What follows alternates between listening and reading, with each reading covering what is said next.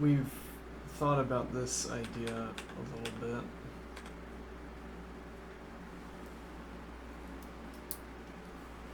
In a line of analysis, a line stopping short is read as good or bad, obviously good or obviously bad.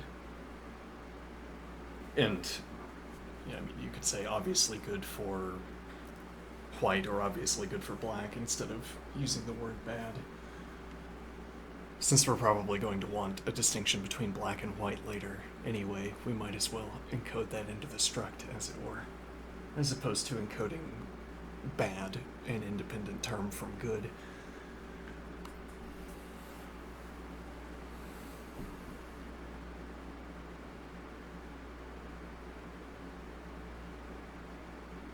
So you get to the end of a line of analysis, and then the author looks at you expectantly. And then you say, uh-oh, I wasn't paying attention. One moment. The author is looking at me expectantly, the author of the line of analysis. The author has stopped inputting moves and is looking with expectation. Okay. Now, we don't want to disappoint the person who's looking at me with expectation, who believes that I am sharing in the insight that is being shared here, or that I recognize the insight. I'm dropping some grammar, but okay. So we get to the end of the line, and in order to trick the analyst into believing that I was following along the whole time, I need to say one of good for black, good for white. Okay. So we reach the end of a line and the analyst looks at me expectantly. I realize I wasn't paying attention to the analysis. Now I could flip a coin. I could roll a two-sided dice.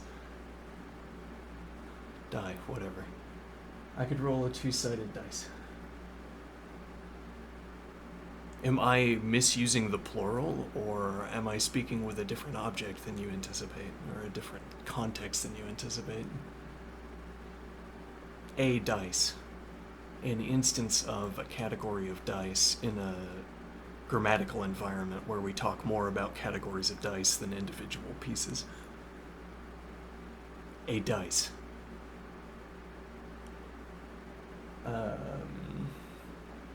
I roll a two-sided dice. Alright, and this picks either black or white. That's my fill in the blank. Now, do we need to embellish my response to the analyst in any other way? What do I mean? Well, if it's a text-only environment and there are no additional details, I can get by with flipping the coin and being right. Flipping the coin and having the coin give me the correct choice. Whereas if the teacher is looking at me saying, well, this is a coin flip, I need more than an announcement of white or black.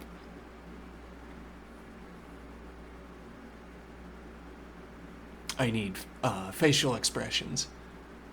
It's like you need to convince me that, well, because you were supposed to be following along with the analysis. Okay, now, but the analysis I'm conveying, like the analysis I'm conveying doesn't terminate in good for black or good for white. It terminates in noticing something about the position.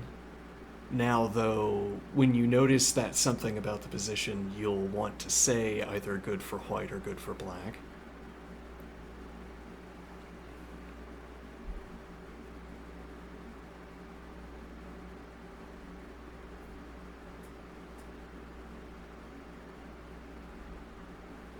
Okay.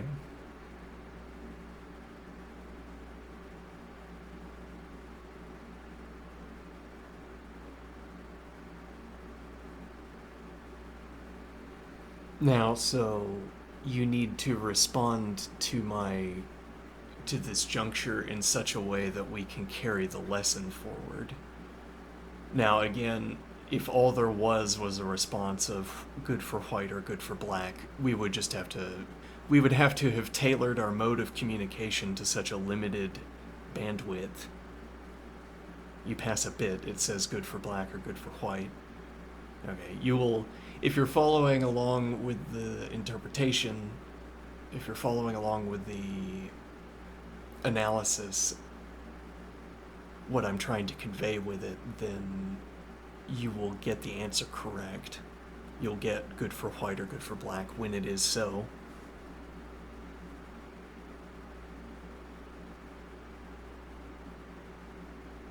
Now, but the idea is that the analyst is trying to teach me something. Okay, and now the analyst finds a line funny. What does it mean when the analyst finds a line funny?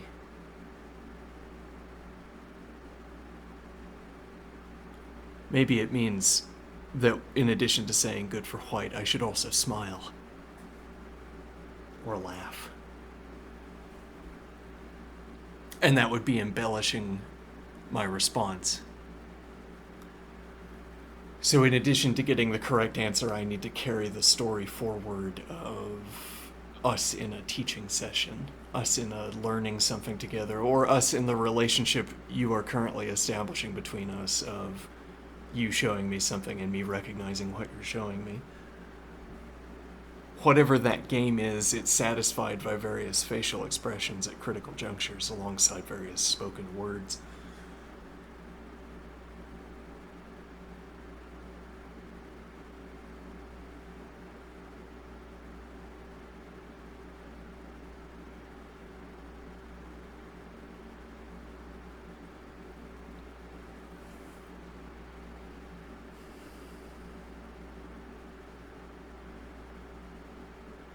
Well, what role does funniness serve in analysis?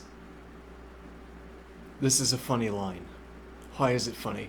To give a context-based answer, you'd say the line is funny because unexpectedly it allows you to do something you thought you couldn't do. Like, this line is funny. That's why I stopped here. Isn't it funny how white was never punished for early queen development and also is now in an advantaged position? That could be wrong.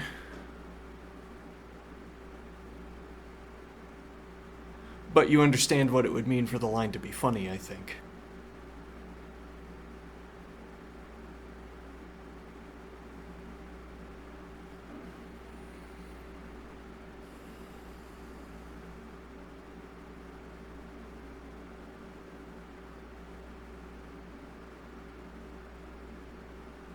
What that means is, well,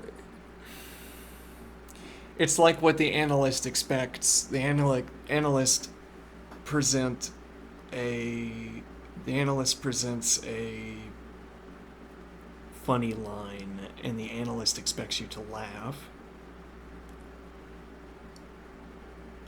The analyst expects you to see the same thing and also find it funny.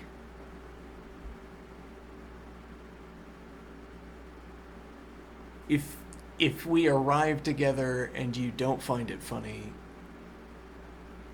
there are sort of two sources of this error. Either we're in disagreement concerning what is funny, or you didn't follow along with the analysis in order to see it in the right light,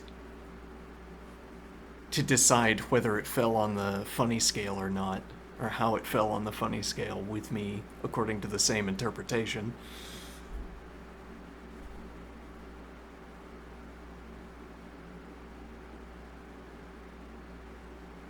If, for instance, you're off looking at this knight instead of the king structure,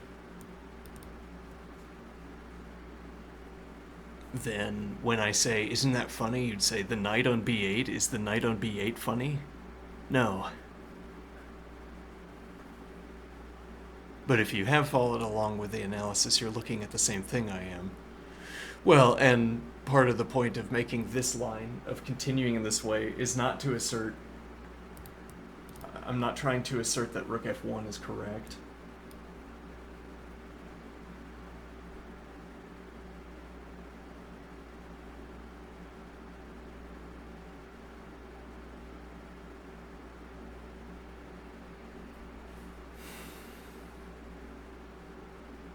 I'm putting rook f1 on the board to construct a funny position. Though interestingly, having reached that funny position, if you say, actually, this is bad, well, you might say, actually, this is bad because of this. Okay, but now I can take a step back or two because this structure was at least a little bit artificial. How many steps back can I take?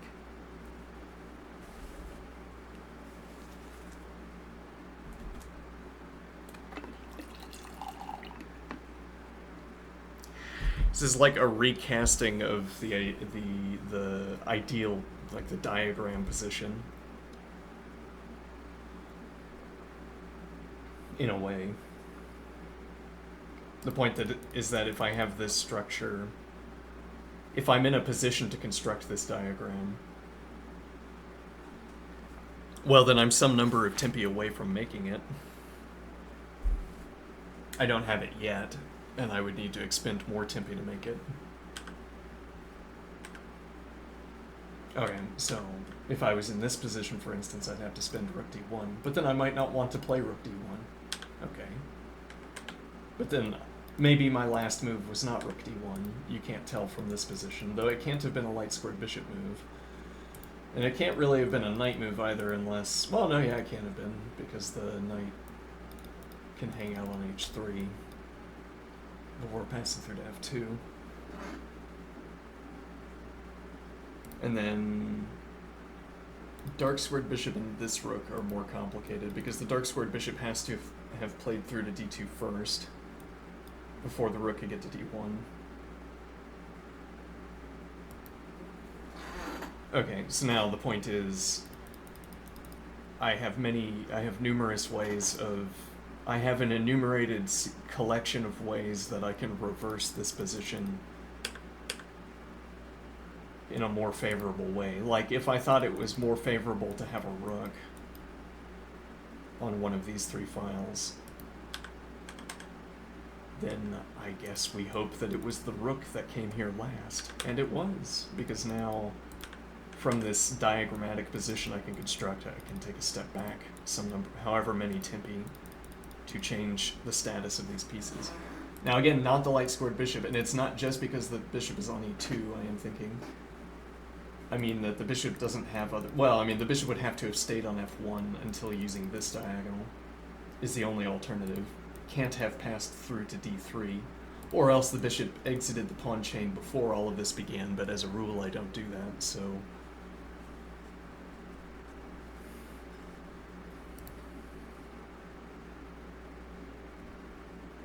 Okay, so it can't be that the bishop was stripped away, though given that this is available, that's not a defect in the position. It is maybe a defect of sorts that the bishop is pinned, but I can move the knight and have rook access to f3.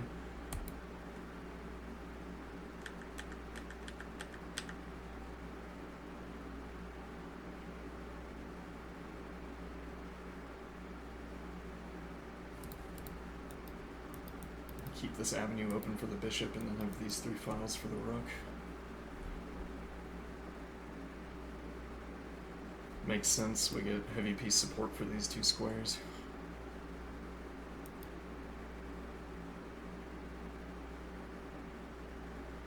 It's an interesting phrase, heavy piece support.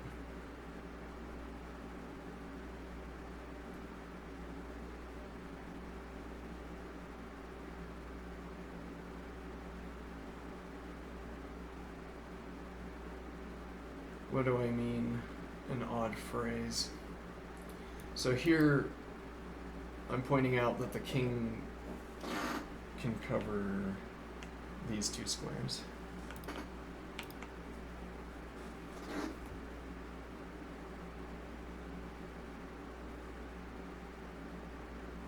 A rook on e1 would do that. A queen on f2 would do that. Though, cover both of them, I guess I'd say a rook serves this function less effectively relative to the king, because a rook on e1 is going to have vision blocked of the second bishop. Whereas the king gets to cover both, and similarly a queen on f2 would also cover both. Now the role of the piece that is providing support. Well, so again, we're using the phrase heavy piece support, and mechanically what that means is that I call the rook and the queen heavy pieces, and then here I am calling the king a heavy piece, as opposed to the minor pieces or the pawns, each of which get their own words.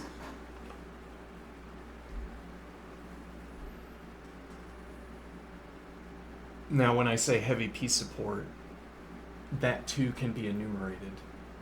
And particularly if we're artificially restricting ourselves to e1 and f2,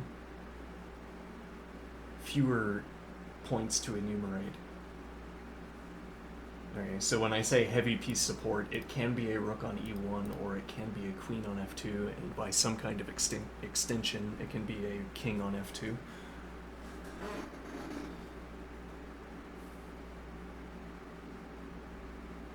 Now, but when I say heavy piece support, am I merely referencing that enumeration? This is one of the cases where either king or queen is on f2 and rook is on e1.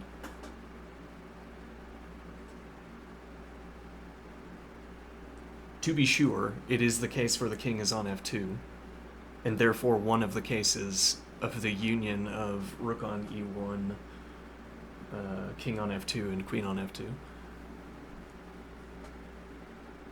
Or the set containing these three possibilities.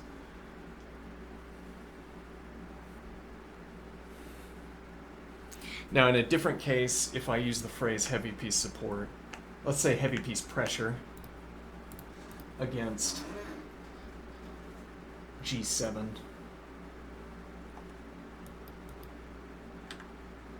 Oh, well, actually, yeah, we have to spin this tempo. Here, all right, heavy piece support against g7. All right, in what sense is it heavy piece support? It involves the heavy piece.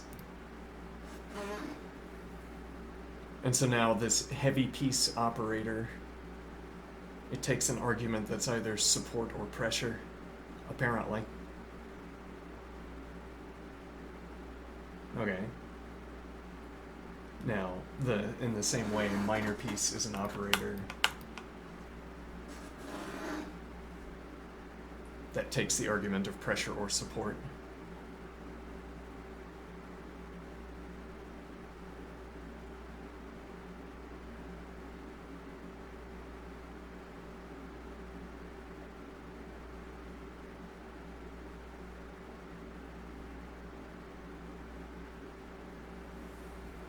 And what is the idea?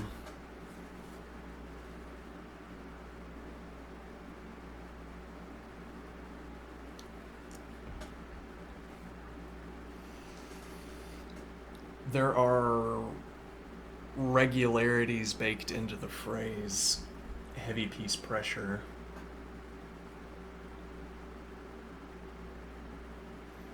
So we're thinking,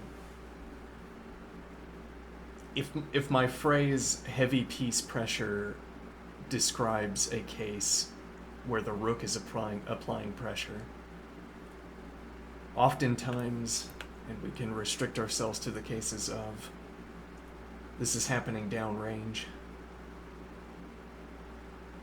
Alright, so now for all of these cases where the rook, a heavy piece, is applying pressure, the rook can cease, or the opponent can prevent this pressure by interposing.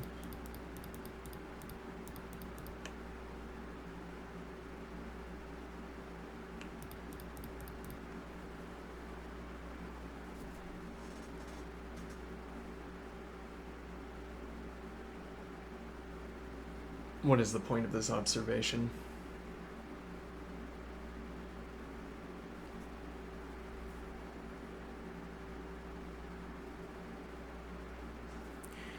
It's like if I were machine learning the phrase heavy piece pressure, baked into sentences involving heavy piece pressure is an expectation that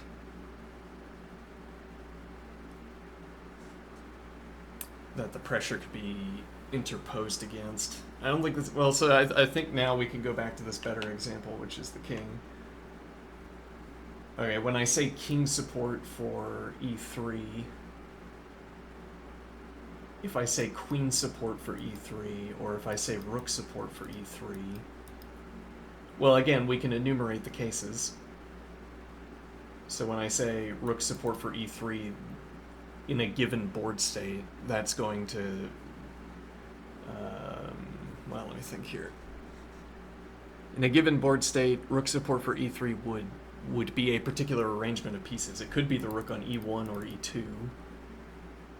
I guess we're limiting ourselves to an early part of the game, so that's all we care about at the moment. But okay, most likely it would be on e1, and then bishop gets out of the way. So I guess my point is that this description, heavy piece support for e3, in this case is bound up with an explicit and innumerable collection of at least this board state, this sub-board state. And when we expose this sub-board to the entire board, the mechanics are going to play out one way or the other, depending on how points of support arrive or don't. Okay, and the rook on e1 is subject to whatever tactics it's subject to. Similarly, the king and the queen on f2, though the king and the queen are subject to different tactics. I mean, there's a collection of tactics that are forbidden against the queen on f2. There's a collection of tactics that are forbidden against the king that are not forbidden against the queen. And what I mean by this is that if I have the queen on f2, say the opponent stacks pressure against f3, and I say tactics, but really I mean pressure resolution. Say my queen is on f2 defending f3. Now black taking with the queen, and then I take with the queen, and then the opponent finally recaptures. That can happen.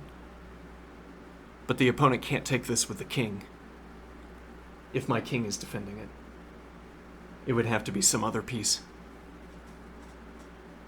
So there's branches of pressure point resolution against f3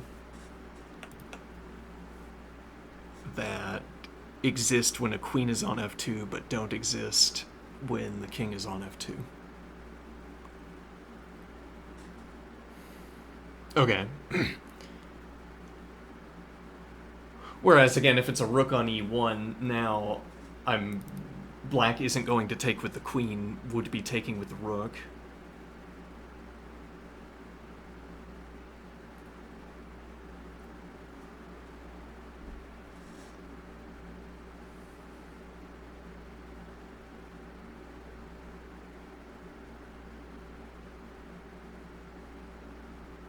Why do I want this? So what I'm highlighting, the meta point I'm highlighting here is about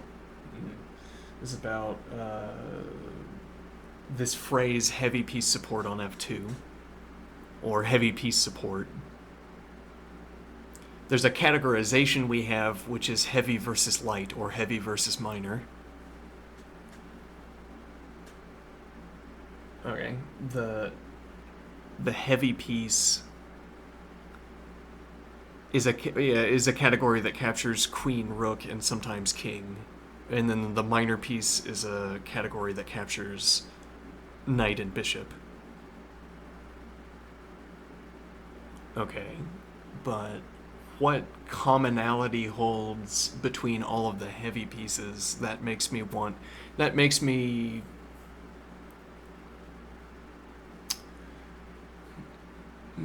well, we want this categorization to be useful, I suppose. What is it about these pieces in a group together that makes using their group name useful?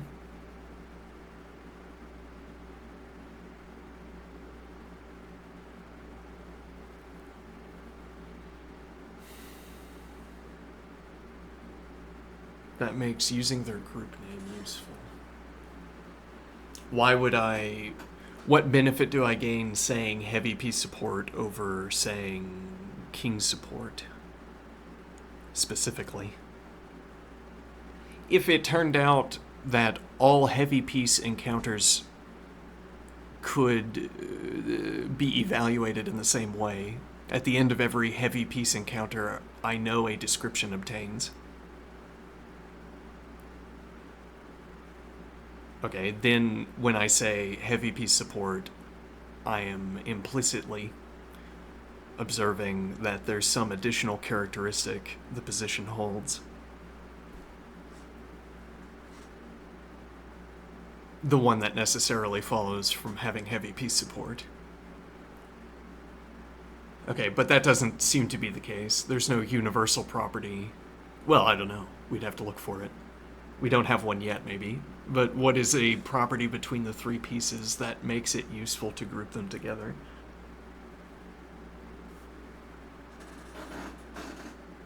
There's a difference we can point at, though one wonders whether this difference is selected in an ad hoc way.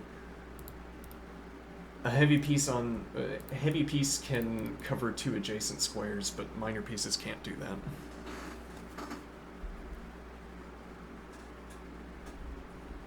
Interestingly, in either direction, horizontal or vertical. Minor pieces can't cover adjacent squares, but heavy pieces can.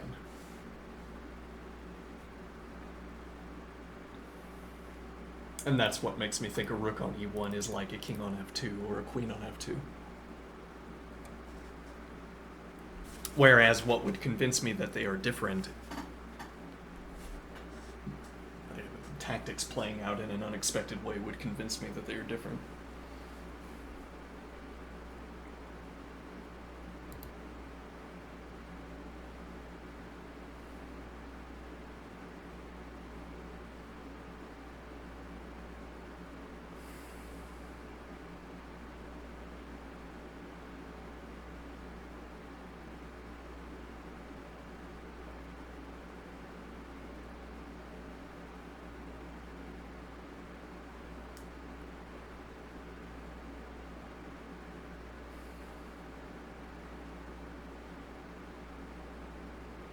So heavy piece support.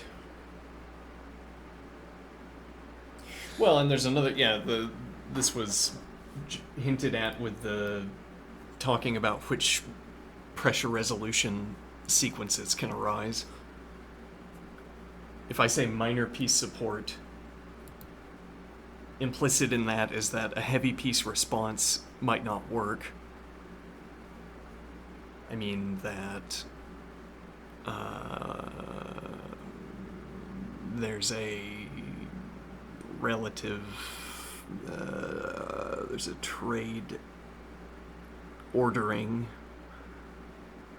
where heavy pieces are unwilling to take if they get captured by minor pieces.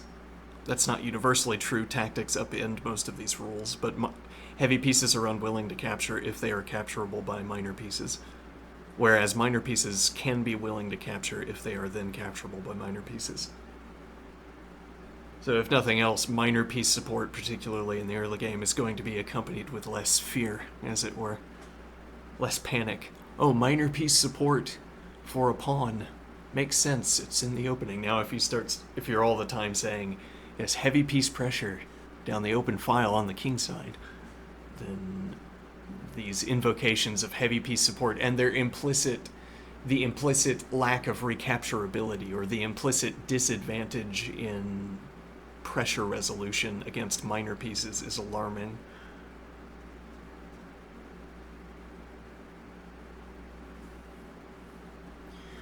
Like you say, I'm pressuring g7 so with a heavy piece, so seemingly a good move would be to cover it with a minor piece.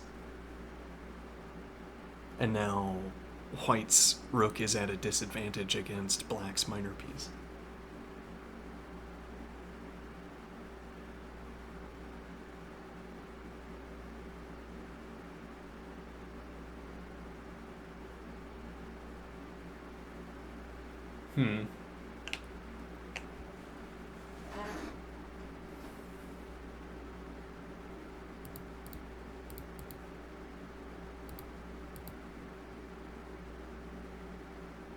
unlikely, but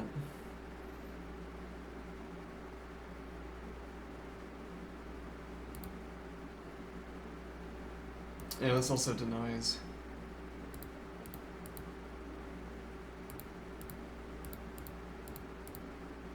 Oh, well, you haven't. Yeah, we would simply take.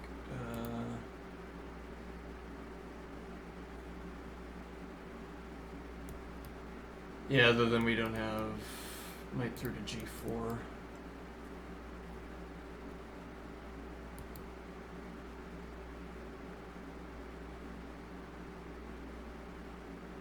Or actually here.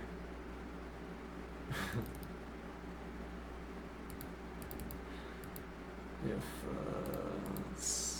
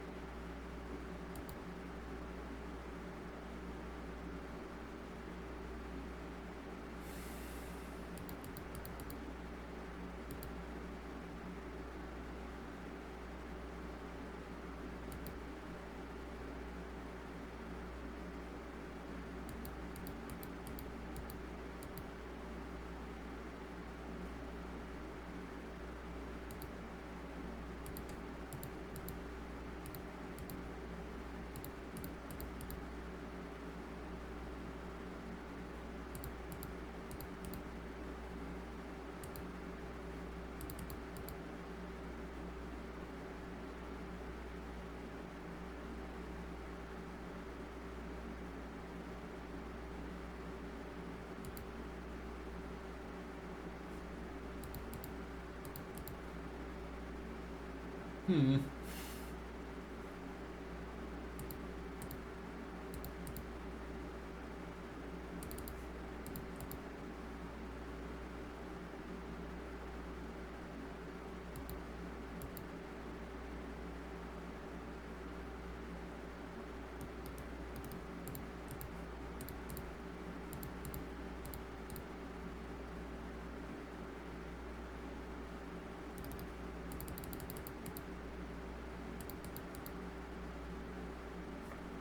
So you prefer to get this pressure, maybe.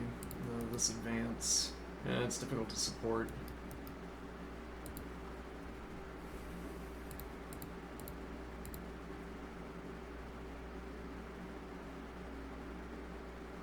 Yeah, they're actually either castles or rook f8.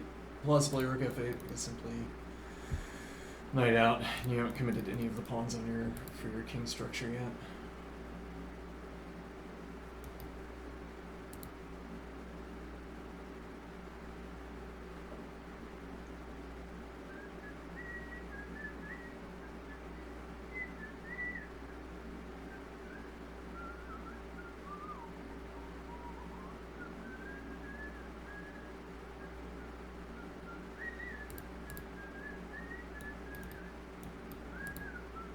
Minor piece meets minor piece. Ah, it's as simple as that, is it?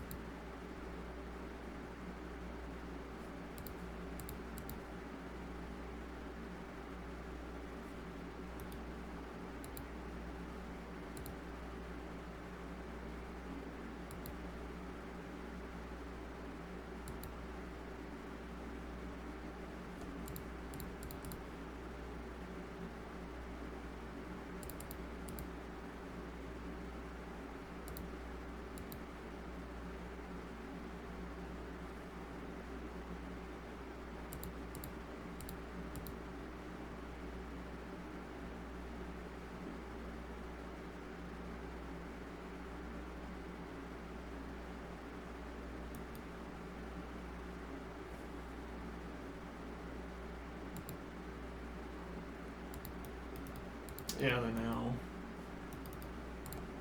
Yeah, you regret having the bishop here, maybe.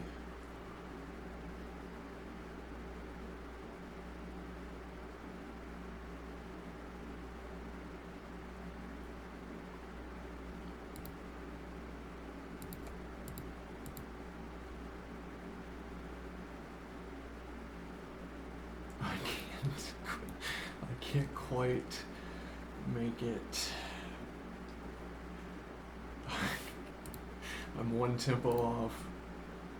I've got to kick the knight. Oh, do you have to kick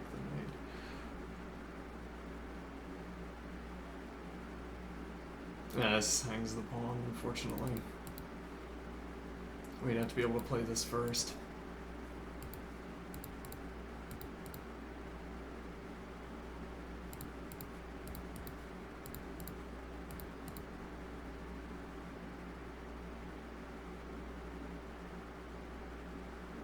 Still doesn't work because this blocks the bishop.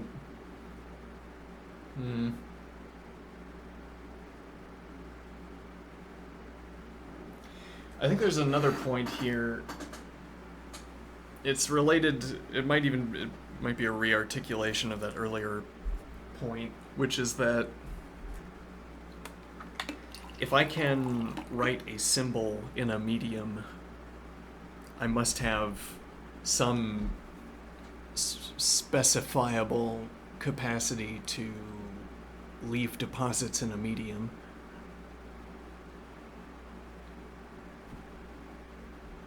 What does that mean? I made this thing. I had the tempi lying around to construct this.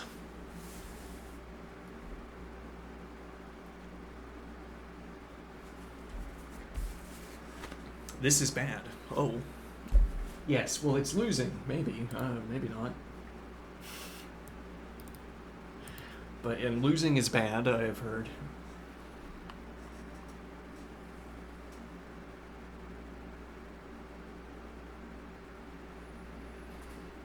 But the point is, this would be like, if you gave me the challenge to etch the answer to a trivia problem onto an atom. That's not possible. Okay, not an atom. Some surface. Okay. You say, scratch the answer to this trivia question onto this surface. Okay.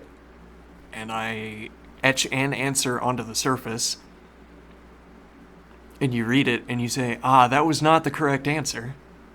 If your hand had been shaky, if you'd scratched out a noise pattern onto the surface, that would also have been an incorrect answer to my trivia question. And I guess this mode of interpreting the answer is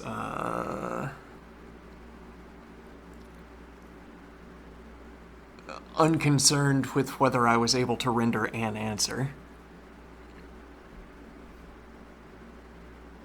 Now, again, to put this idea into a useful context, if we were talking about a small surface so that it was difficult to etch an answer onto the surface, now it's a little bit beside the point to ask whether I've given the correct answer to the trivia question. I've demonstrated, if nothing else, the capacity to etch onto the surface. As it turns out, this is bad. It's also excessive. It's demonstrating the capacity to make choices in the position. Now, it could be that my opponent has merely left me with a gap. Like, this is the one gap. This is the one intricate thing you can scrawl onto the board, or etch onto the board. If you tried to offset this, for instance, by a file, you wouldn't be able to do it.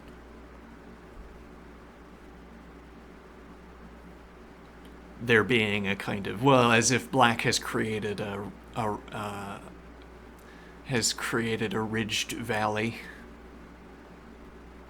with seemingly noisy surfaces. Okay, and at the bottom of the ridged valley with seemingly noisy surfaces is a mold for a triangle. And now I put my triangle into the valley and it fits, so I say, that means that I constructed it. I dug this hole into the valley and it fills with a triangle. Okay, whereas the opponent wants to say, no, I have I have left a triangle-shaped hole in the position. Everywhere else, the triangle would not have fit. Only here. So if you tried to construct something similarly unridged, like a triangle, well, if you tried to drop a square into the valley, that wouldn't fit. There isn't somewhere else in the valley it could fall into because the rest of the valley is ridged walls, as it were. And in the chess context, that's like saying that, like, we were corralled into playing this line as opposed to... we were corralled into playing this line, and the whole time we thought we were making choices, but instead of making choices, we have this.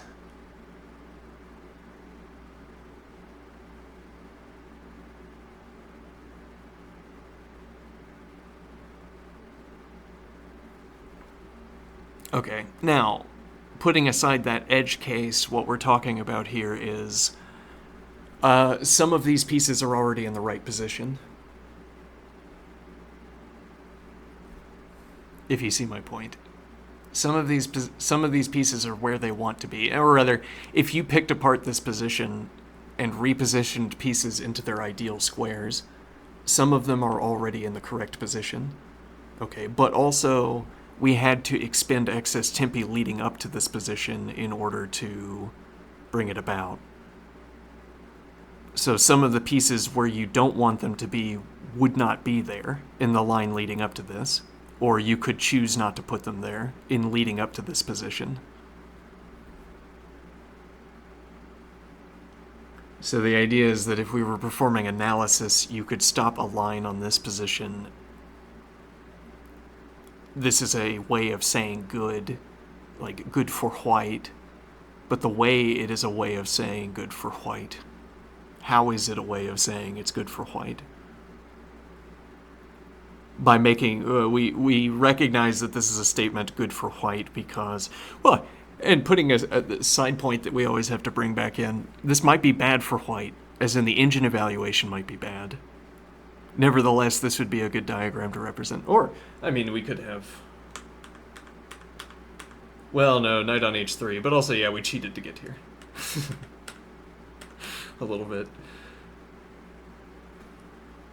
It's like if we... Like, this might be the... Okay, now the evaluation is fine, because white isn't losing, for instance.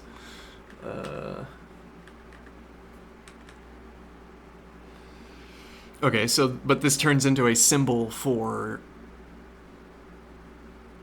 This turns into, yeah, well, it turns into a symbol for the statement that this is good for white.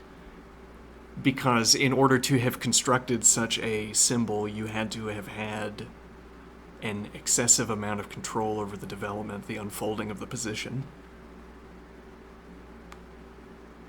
But again, didn't we simply stumble into this?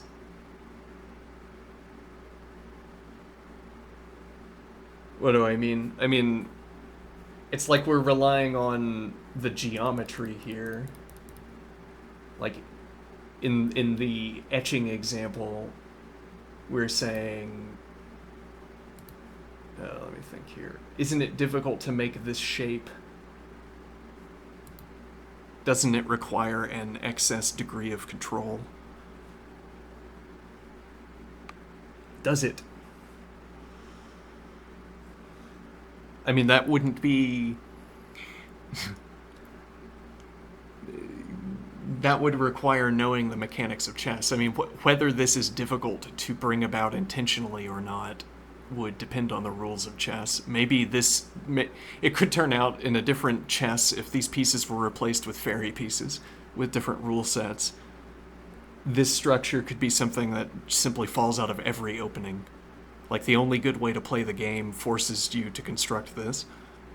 And every other way mates by force. Like, player one loses by force due to the way the fairy pieces are constructed, unless white does exactly this line, or something like it somewhere on the board. And now, simply merely relying on the geometry of the thing, it's like a square. would not be adequate, because in the fairy chess game it would also be like a square. There's not some chess specific way that this is like a square. It would be any kind of piece game where you could make this assertion that this is like a square. Okay, maybe chess is one of those fairy games. One of those fairy rule sets where this structure emerges readily. Okay, though then, if we were both experienced chess players, we would be struck by the oddity, we would be struck by the appearance of the structure.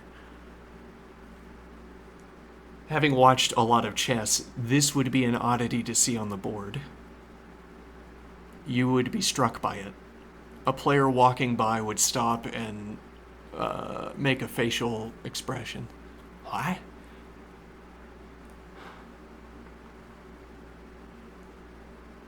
You know, a lengthy, exaggerated facial expression.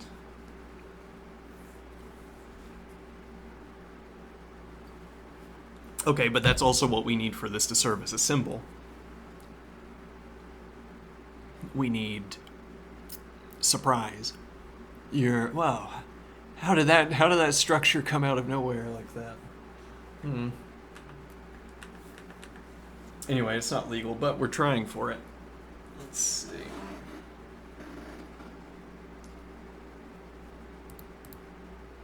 Spin to tempo here. Actually, we can claim tempo against the knight.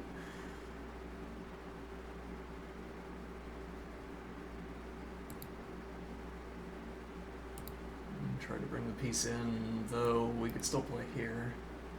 That's getting a little bit dubious because of the B advance.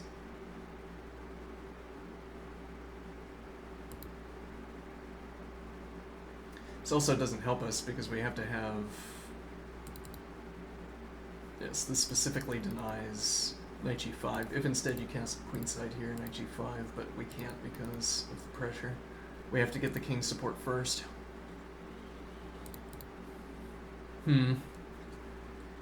Yes, well, but this would also be the point of such a symbol, which is that emphatically I'm not saying that you want the structure that's at the end of this position. Well, no, I mean, if it is possible to obtain it, who would not want this structure?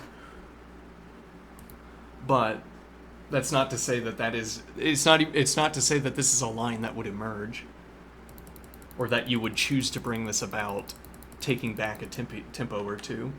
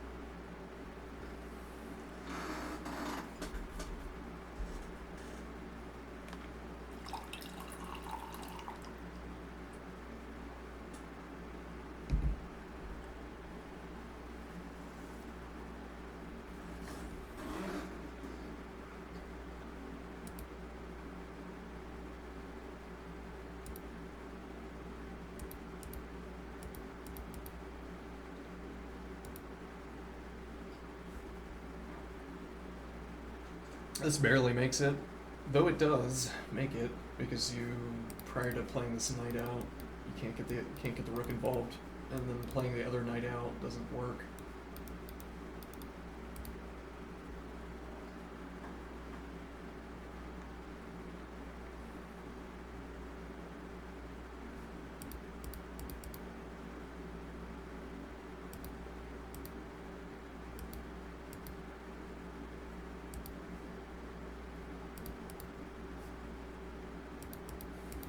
Yeah, though maybe this move means you're not going to this square.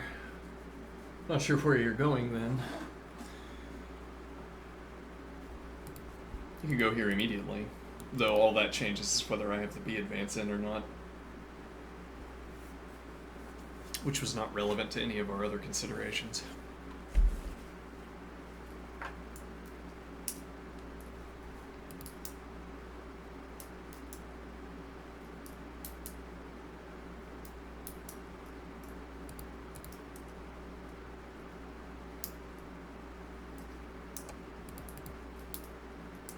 Oh, no, I can't play knight h3. Yeah, now this pressure is removed. Yeah, but...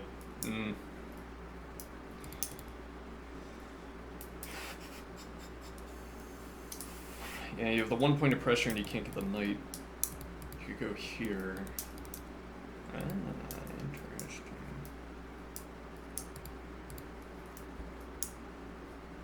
The point being that...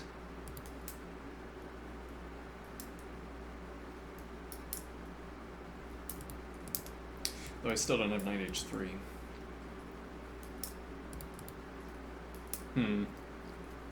Yeah, though that's a commitment, albeit... Yeah. Bishop f5 with loads of pawn protection.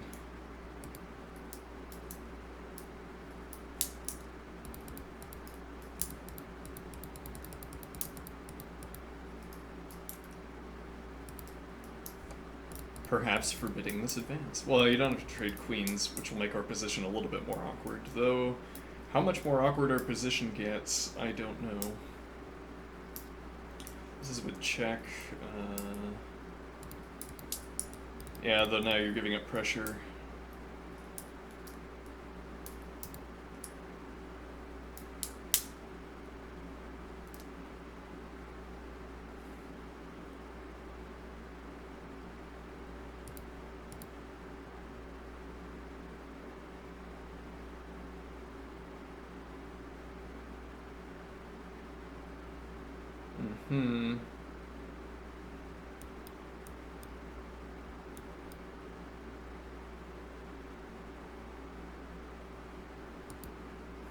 Though if this knight is arriving here...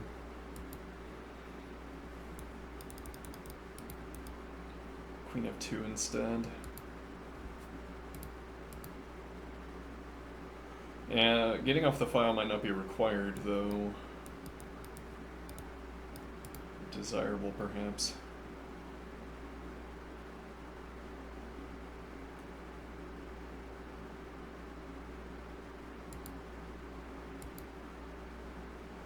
Yeah, we don't have any support against this. This is asking for a minor piece trade.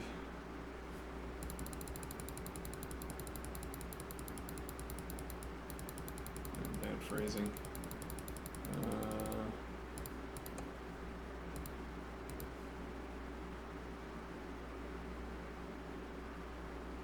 This too is allowing a minor piece trade. Well, maybe not, because if you play this immediately, you have to be fearful of tactics. That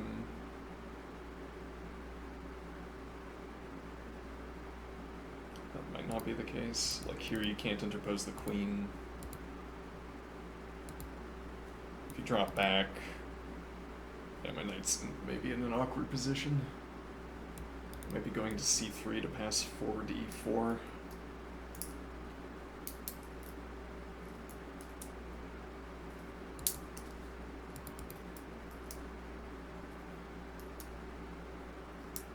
There's another point that this blocks dark squared bishop support for this pawn.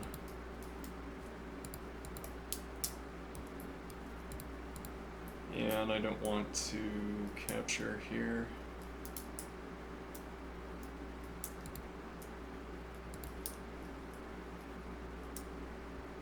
Reopen the dark squared bishop.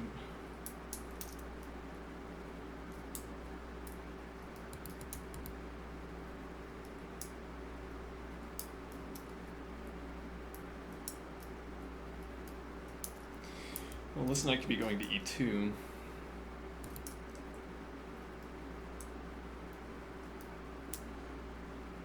could also castle behind this.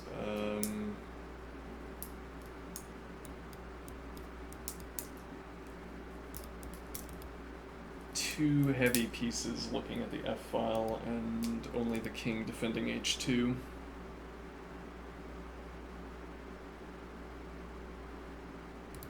Though.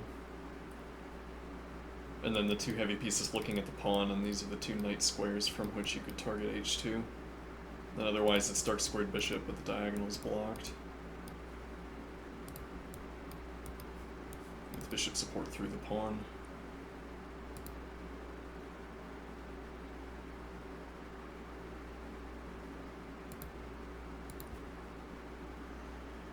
Do this immediately.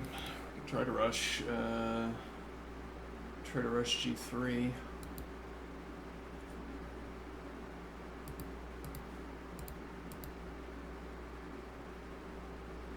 Which itself would be a kind of symbol, but a bad one. We'd have to be looking to advance here. Well, or if we had h4 in and looking to play king h3, though we can't do that either without bishop support.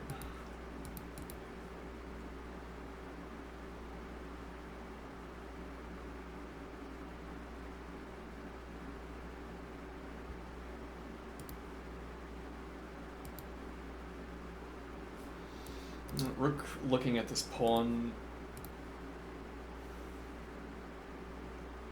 Well, if we're playing king f2, we could follow through with queen f1 and open up e2, but that's about the option we have. Otherwise, queen f2,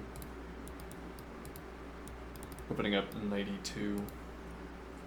So king f2 castles and knight not going to e2 if we don't want to play queen f1.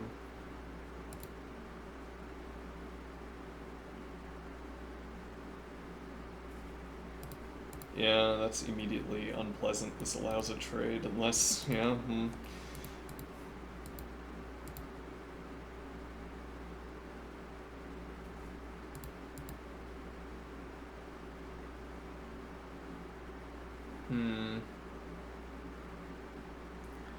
Seems a little bit untenable. Though if it isn't.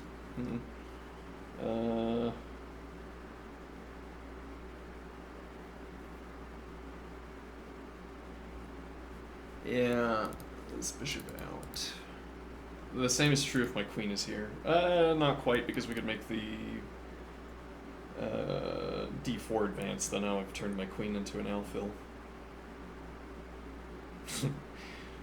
Actually, no, I didn't, because that's not one of the alfill squares, I suppose, but...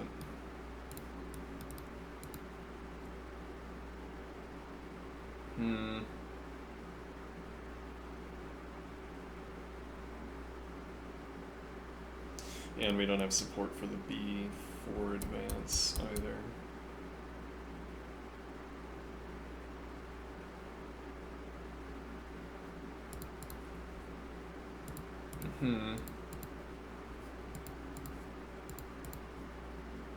Doesn't work.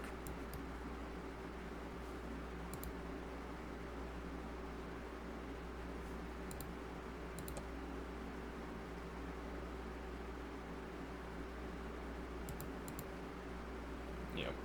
Well...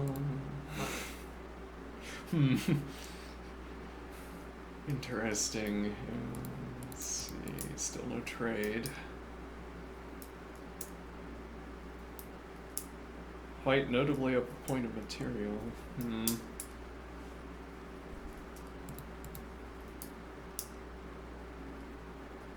retains the material, though.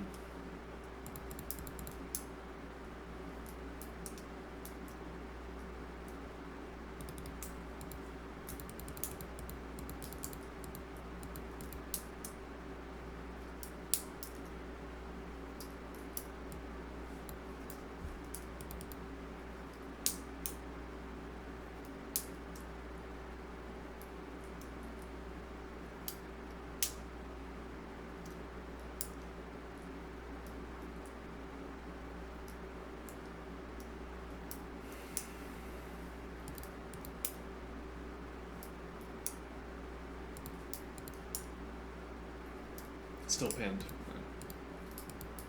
This doesn't. Yeah, because if you play rook here, but desirable? No, probably not.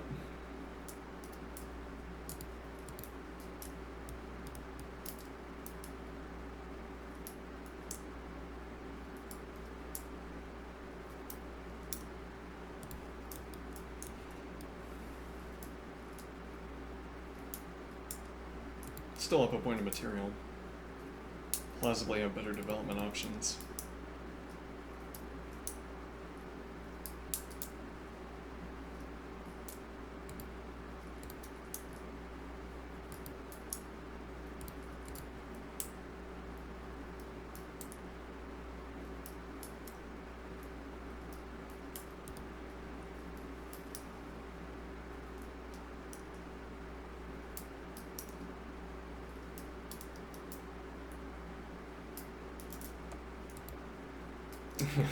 It's a funny point. Either here or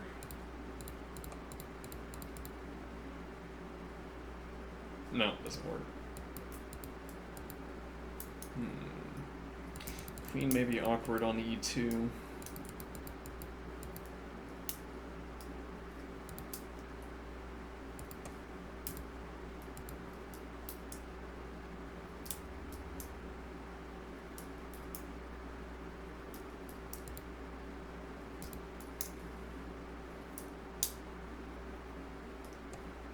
With tempo, actually, if you use the dark squared bishop for this.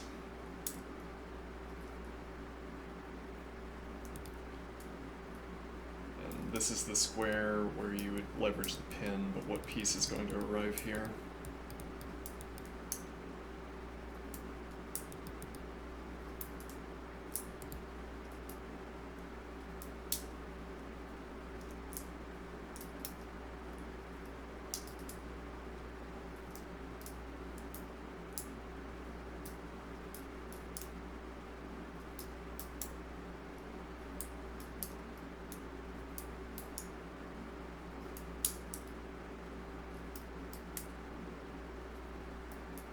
Actually, castling queenside is moderately fast.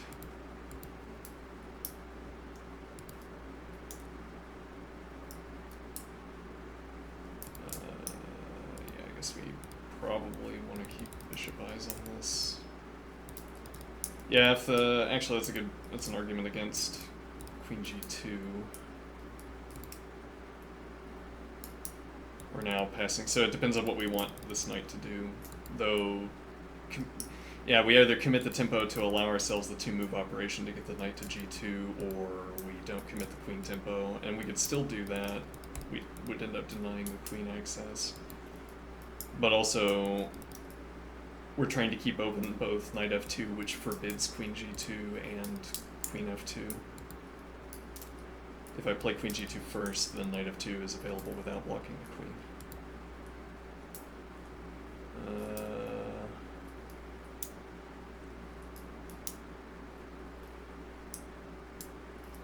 We could also try this allowing a trade.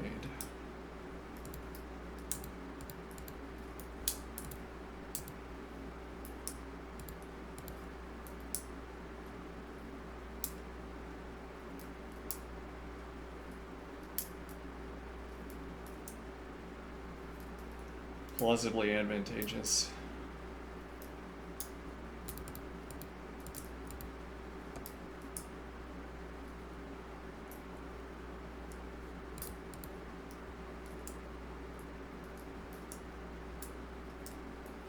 We could develop the other knight first, but the other knight probably wants e2. Though if we commit this knight to h3, notably with light squared bishop support, we also keep the idea of bishop e2 open.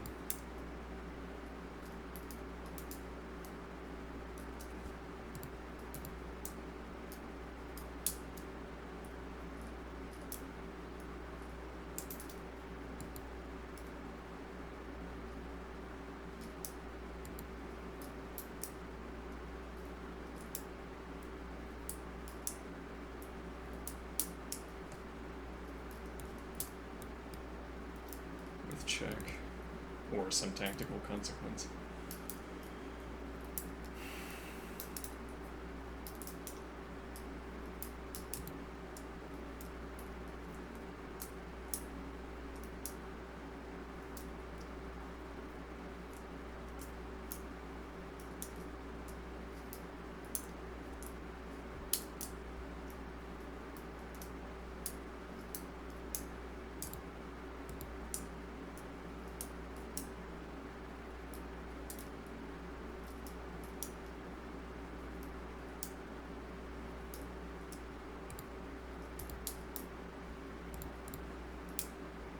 Yeah, now we have to put the bishop in front.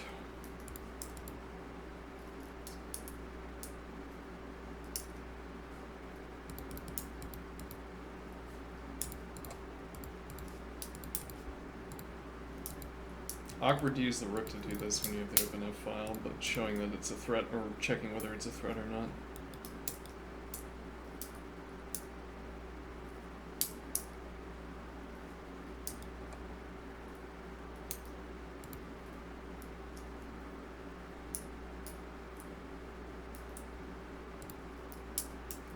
Yeah, other knight covers this, so you'd have to get more support. Knight alone isn't good enough. Doesn't make me have to move the knight to g2.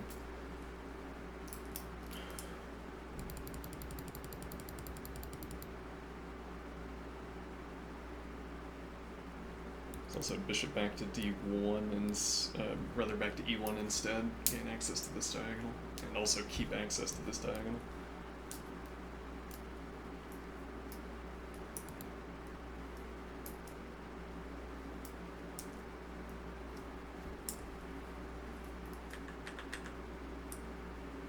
That question we were asking about the heavy pieces.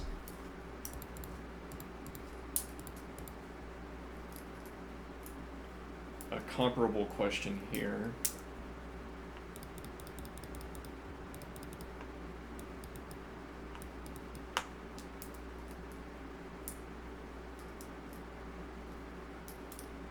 Looks like a formidable structure.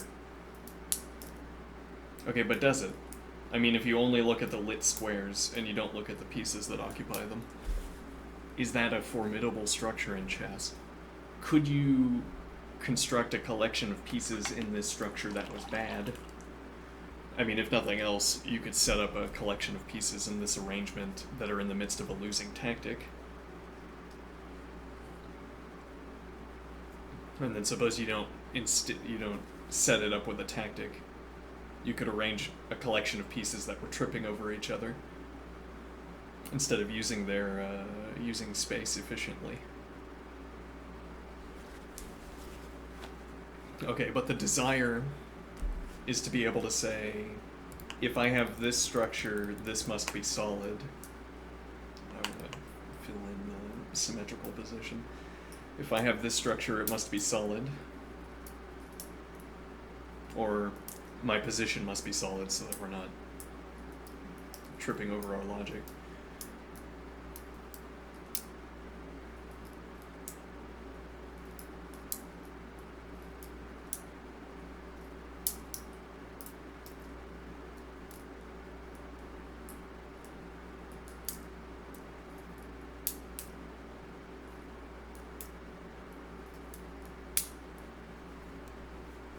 Well, and so like this accounting would compete with an alternative accounting. You point here and you say this structure is weak, e.g.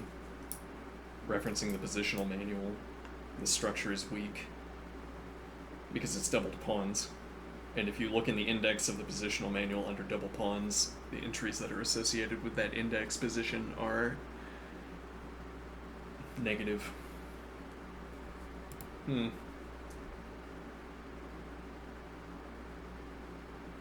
And then we say instead, you're highlighting the wrong squares.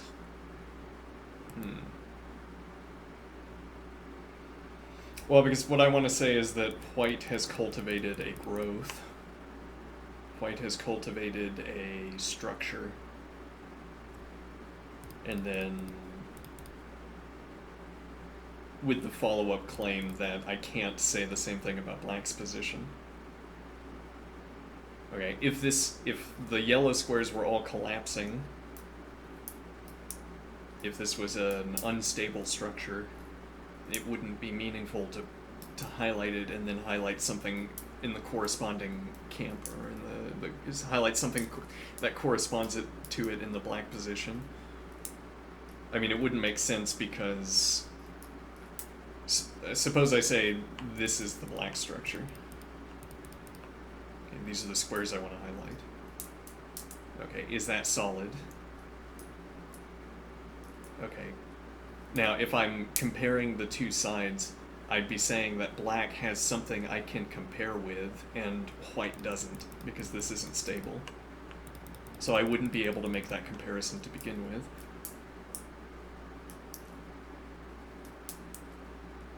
Hence why I'm interested in knowing whether I can identify cultivated structures geometrically. Can I say that this is a developed structure instead of a collapsing non-thing? Hmm.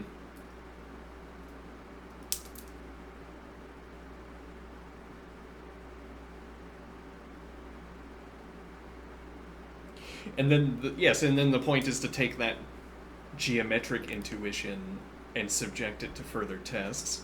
This looks like a cultivated structure to me that can be developed upon. Okay. And now the idea is that I take this sense of what constitutes a cultivated structure and use it to decide what's good and bad in other positions.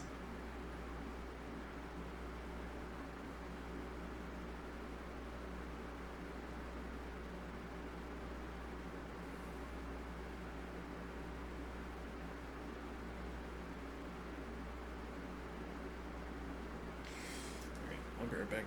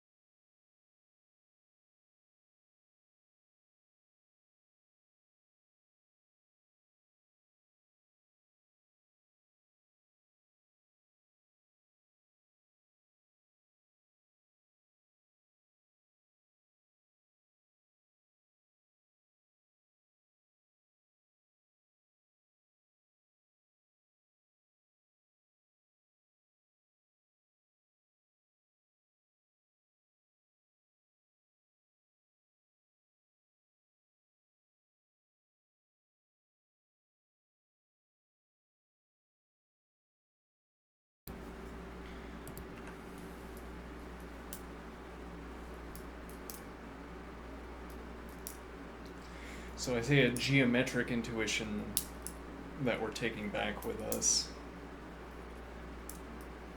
or taking with us to other positions, as opposed to the purely piece-based interpretation, which I'm not illustrating with what I'm currently doing. I'm doing this idly.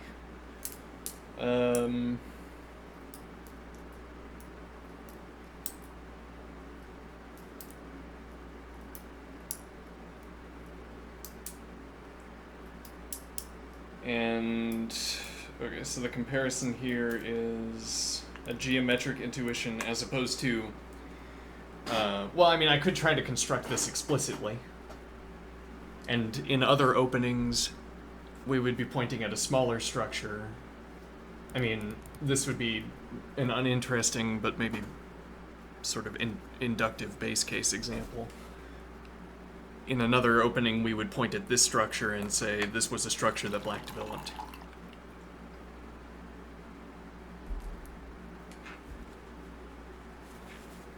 Or more obviously, we would point at central pawns, or more regularly. With many openings, we would point at central pawns. We would be highlighting oh yeah, okay, this would be a highlight of central pawns, for instance. And if we had pieces here and here, these would be highlights of minor pieces. And the pattern might even continue. If we had highlights here and here, these would also be heavy pieces.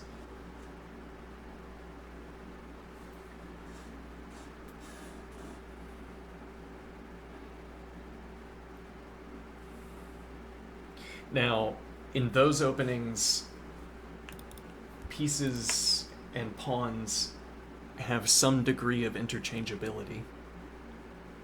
Much like how in this structure I would say pieces and pawns have a degree of interchangeability. Well, really what I mean is that in my geometric intuition, you could swap the positions of some of these points of material, and I would still highlight them in this way and still use them as an object example. So as it were, I would have said all the same things over the last few minutes if I had a different arrangement of pieces here. Whereas if you're talking about pawns in the center, having them replaced with pieces, I mean, if you replace a pawn with another pawn, literally that wouldn't make any change. If you swap the position of a minor piece in a pawn, you're going to have significant differences, because if you're swapping out from this position, for instance, a minor piece here is exposed. I would say the pawn there is also exposed, but you don't maybe think about it so much that way. But a minor piece here would be exposed, overexposed even. Okay, and then you'd say, well, if there was a minor piece there, I wouldn't highlight these three squares. It has to be a pawn in this position for me to highlight these three squares. Whereas in my putatively geometric mode of evaluation, pieces can change positions and I reach the same conclusion about them. Or I feel entitled to say the same things I would have said, like this is giving me permission to talk about a developed structure, or to talk about a cultivated structure that White can develop, and that it wouldn't matter if you changed the positions of pieces with pawns in some cases, whereas it very much matters whether White has a cultivated structure that White can proceed to develop. Rather, it matters whether that these are all three pawns is required for the typical opening to highlight these three squares and call it a cultivated structure that can be developed. Because again, if any of these pawns are minor pieces, the structure is not stable. I suppose would be to draw in another term we could try to develop.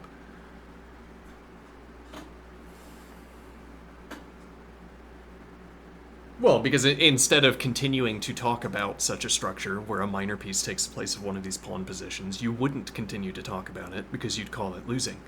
So you don't talk about it because you don't perform analysis on it if it's bad, but also you don't play it through if it's bad, or games don't proliferate in that line if it's bad. So then there aren't analysis cases where it's useful to highlight these three squares and one of them is a minor piece, because in those cases, well, and again, that's a consequence of how exposed this square is. If you instead pointed at these three squares, then pieces or pawns are interchangeable again. It's in openings where you have e4 on the board that the contents of the square matter the most. Or where the contents of the square are defeating for your analysis of this as a stable structure or as a cultivated structure that white can develop.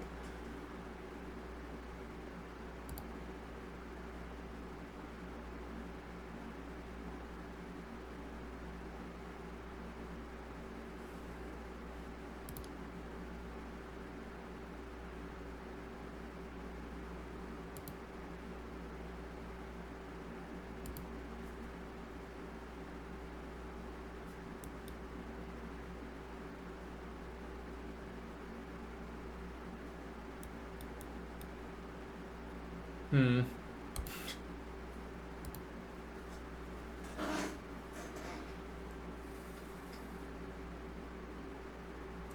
Well, so in what role do we suppose this geometric intuition is to serve in analysis? Well, I mean, what role does this doubled pawn analysis serve?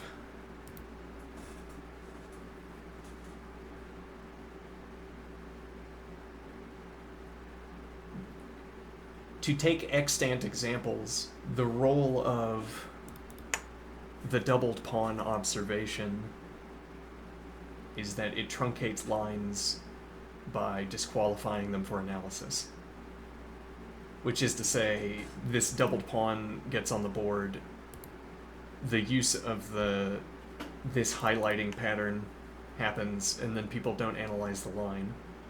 And then they say whatever they do, they're free to they have the natural language freedom to offer whatever description they provide, but what they say is to the effect that we don't need to analyze this because the pawns are doubled and it's bad.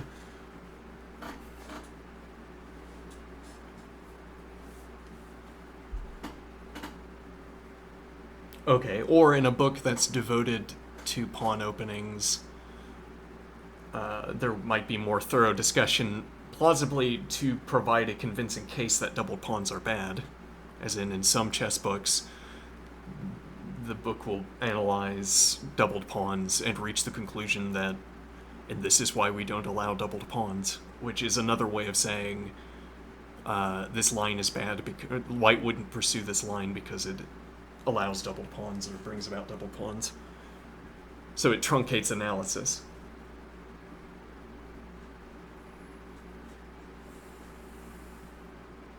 And so now we're asking, what is this purportedly geometric intuition? What role is this supposed to serve in analysis?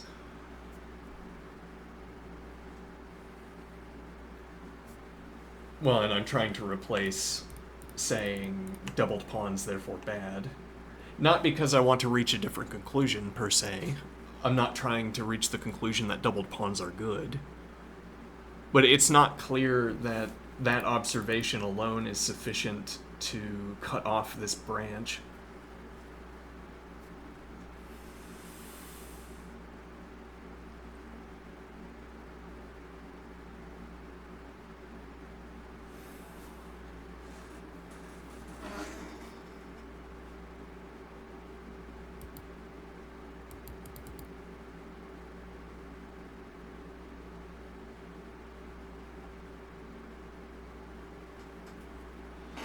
What point am I making? Let's see.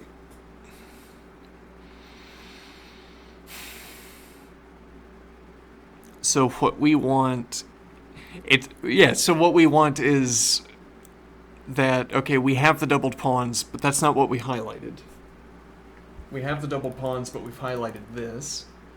And we said, well, I don't know about those doubled pawns, but on the other hand, this is a cultivated structure that we can develop.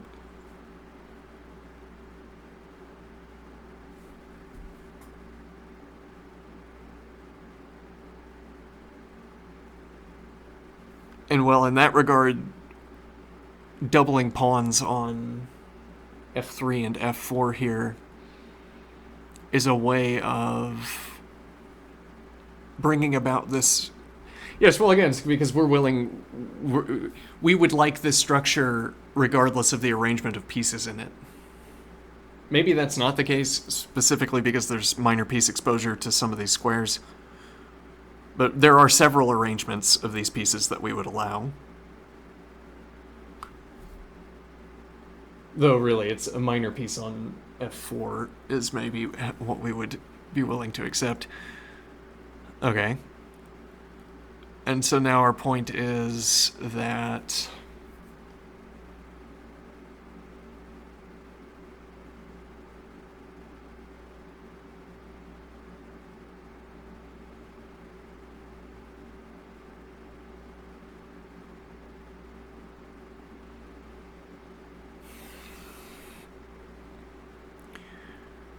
so the doubled pawns are serving their highlighting role, are serving the role that the two doubled pawns are serving is that they are the reasons that I highlight these two squares.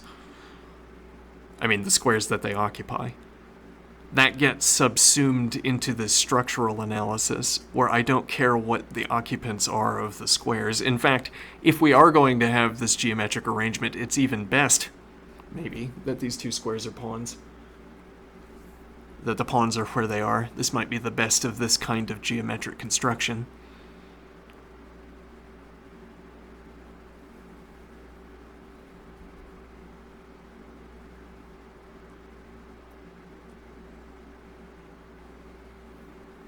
As opposed to, we say there are doubled pawns and we put that into the bad pile, and then we say, but the king can castle queenside, so we put that into the good pile. And then we say, but, let's see, the knight's on h3, so we put that in the bad pile. And then we say, but we have the open g file, so we put that in the good pile. And then we compare the good pile against the bad pile.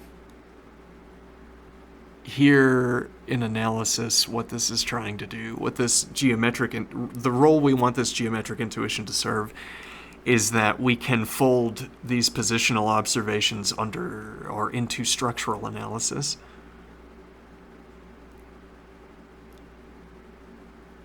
Instead of stacking advantages and disadvantages into piles, we'd say, one way or another, if we can make this shape, it's good. Can't be bad, unless it's losing to a tactic.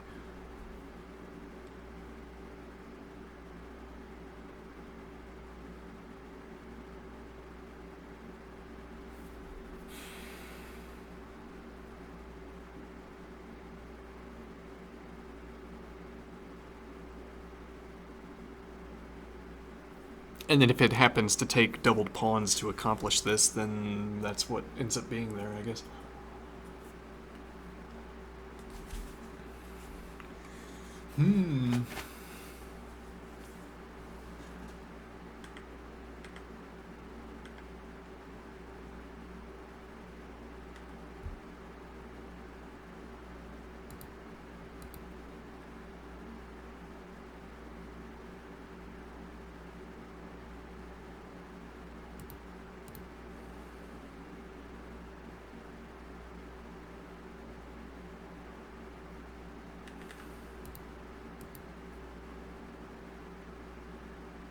And the immediate recapture. We really do want these 2 pawns.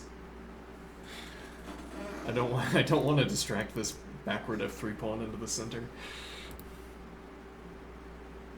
These pawns are quite slow, I am thinking, but this would make them faster.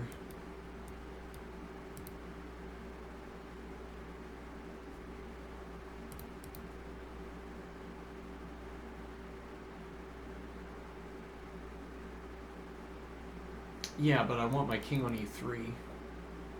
Or maybe the bishop wants to be on e3. With king support. It can be done.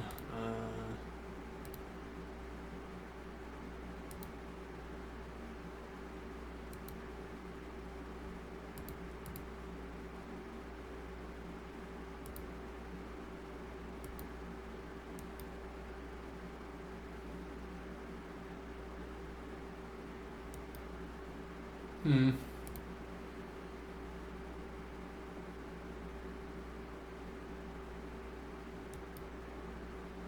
I'm not sure where this knight's going, but also we can't put another minor piece in between except here, which is not really doable.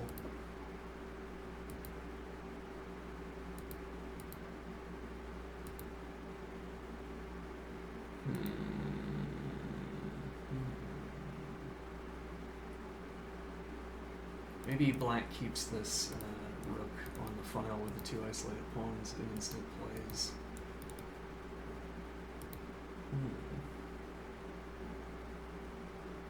What is white's development routing?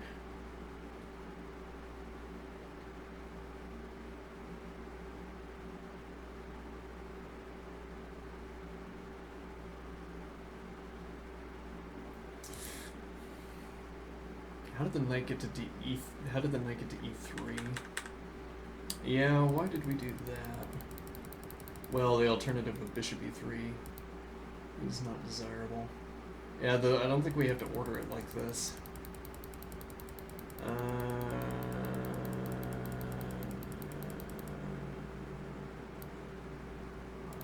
King f2 first. Yeah, now. Nope, it's pinned. You have to spin the tempo castling. Yeah, but now we have to play.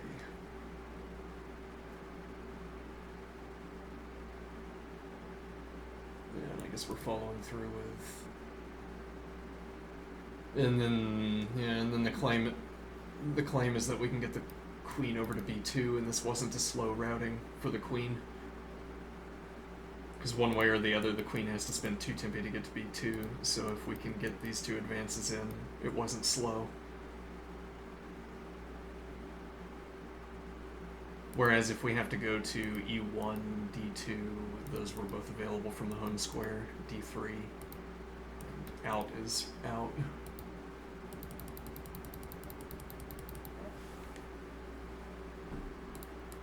Yeah, I don't like this either.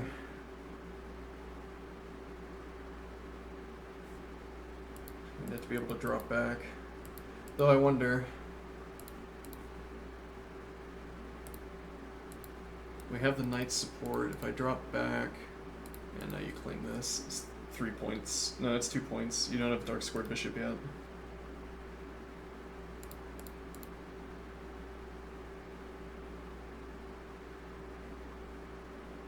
Interesting.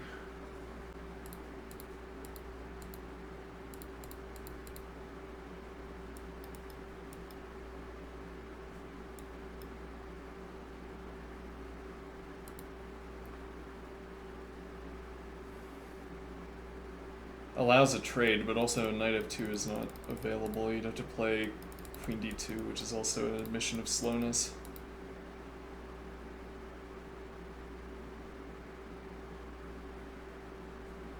Bishop g2, get behind the king. Yeah. And now.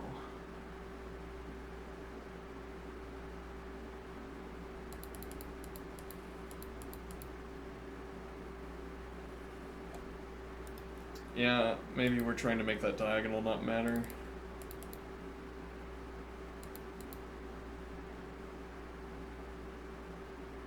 Well, and it doesn't here.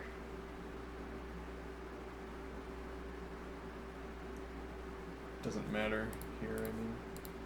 Here, castle's queenside, there's no check. But, yeah, we'd have to interpose a piece. So here.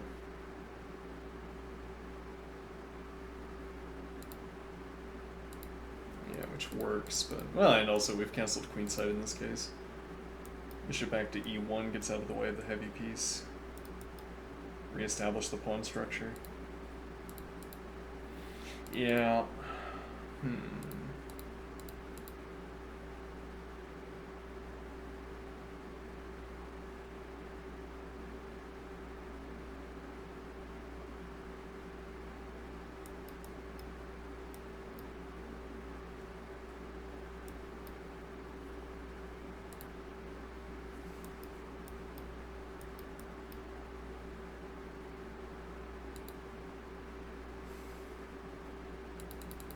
Not the game we want to play, though. If only I had the tempo. Oh, tempo.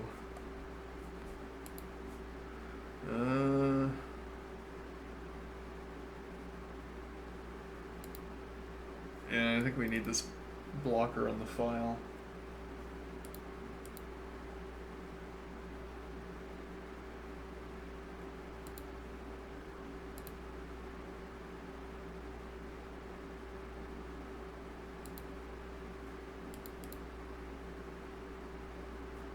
Or play the queen through.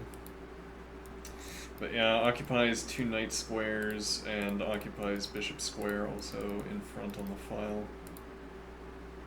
Though, castling this might be unbearably awkward.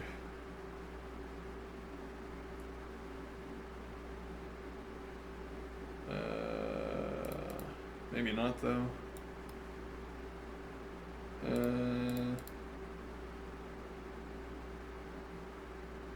Yeah, and if you drop back.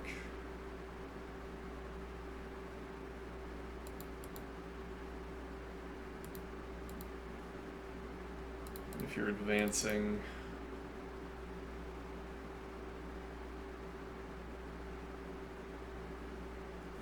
This doesn't arrive with check, notably. No counter advance.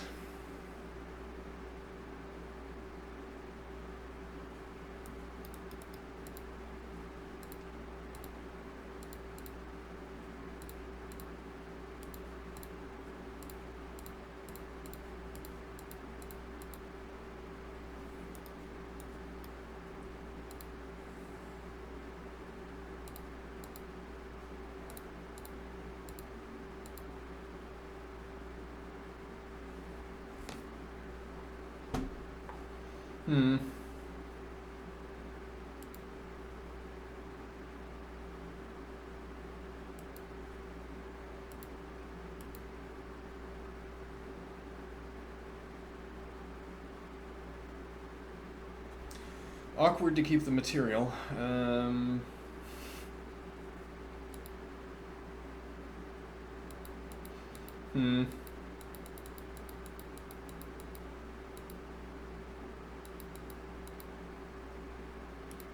Yeah, black's not obliged to castle kingside, though. There's no queen e7. And other ways of getting the queen off the back rank aren't so desirable either.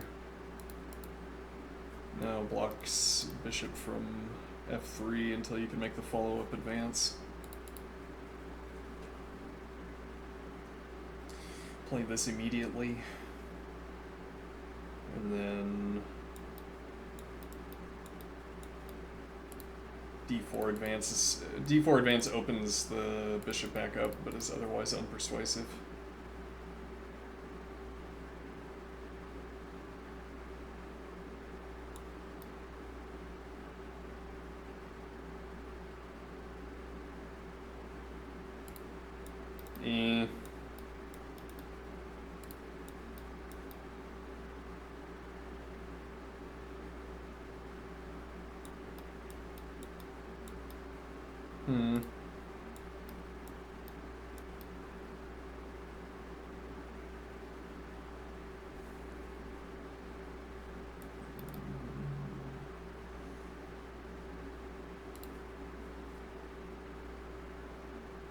this is also on pre and requires an answer.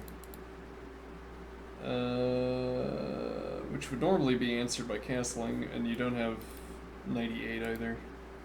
Put the rook opposite the queen. Retain option to castle queenside. Bishop dropping back seems unpersuasive, can't use the queen. Moves us a tempo closer to launching something with this pawn. Divest ourselves of this defense requirement.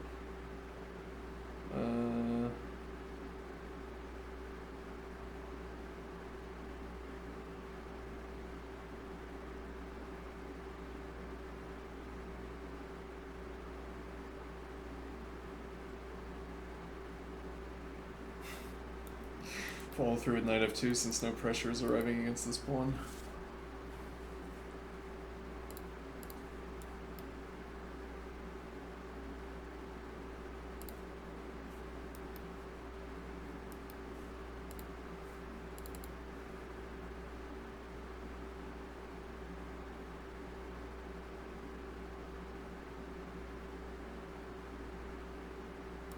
Claim right to castle immediately.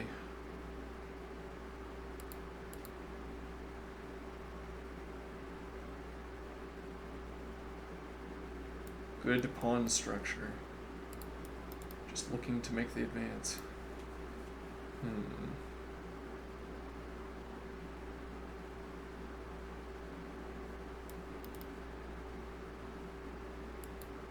We retain knight support though. So long as the knight's there, we can't move the other knight.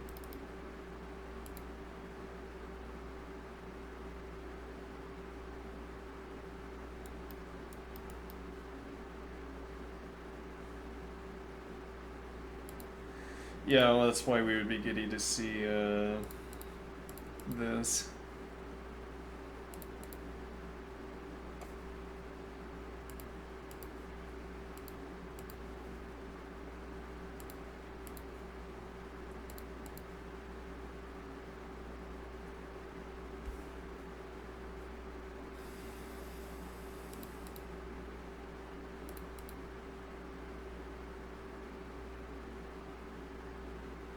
I we could even play this.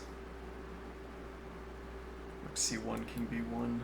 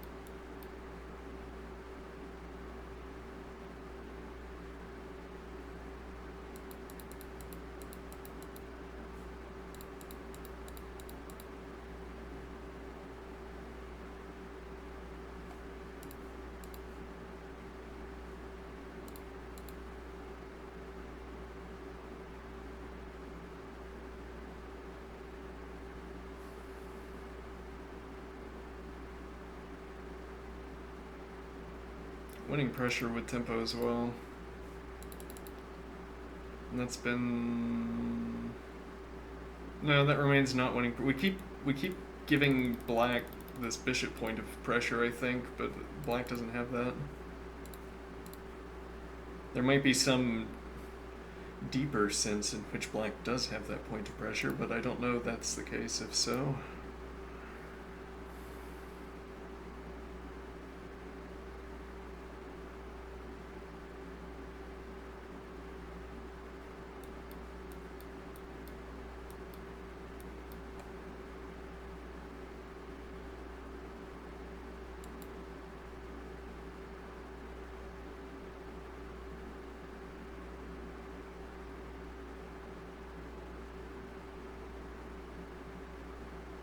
Yeah, well, we're running into the shape argument again. Like if we had pawn, pawn, pawn, pawn, piece, piece, piece, piece.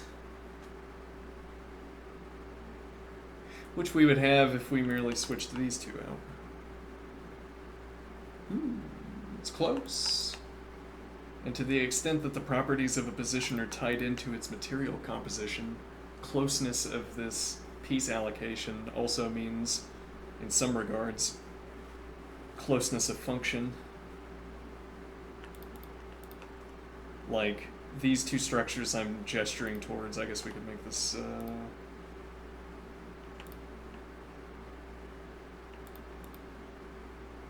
either of these two arrangements behave the same way.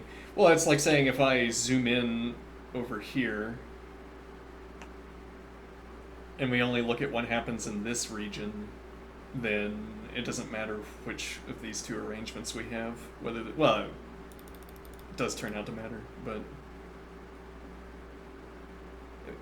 there are lines in which whether you have knight or pawn looking at this square, whether you have knight looking at this square or nothing matters, and whether, and yeah, you could have the knight over here instead, and then the question of whether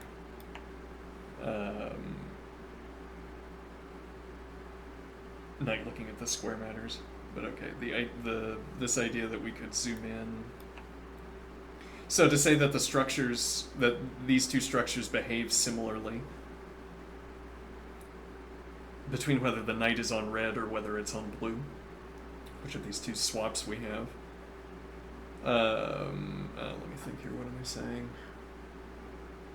One way of contextualizing that question, one way of quantifying that question is to ask what lines could play out where the difference doesn't matter.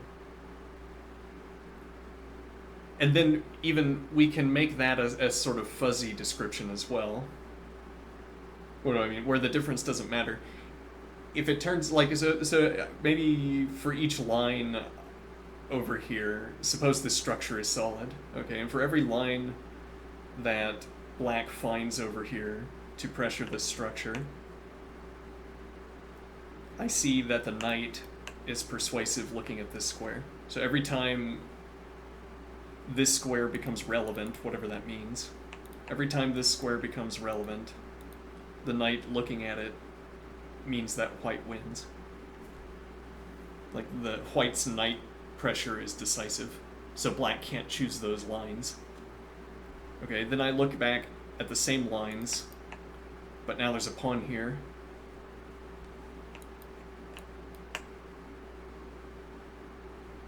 One imagines that is also solid, so that if we followed through on black's lines, black would be unwilling to choose any of these either.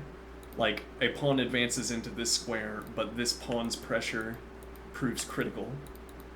Perhaps because you can't advance.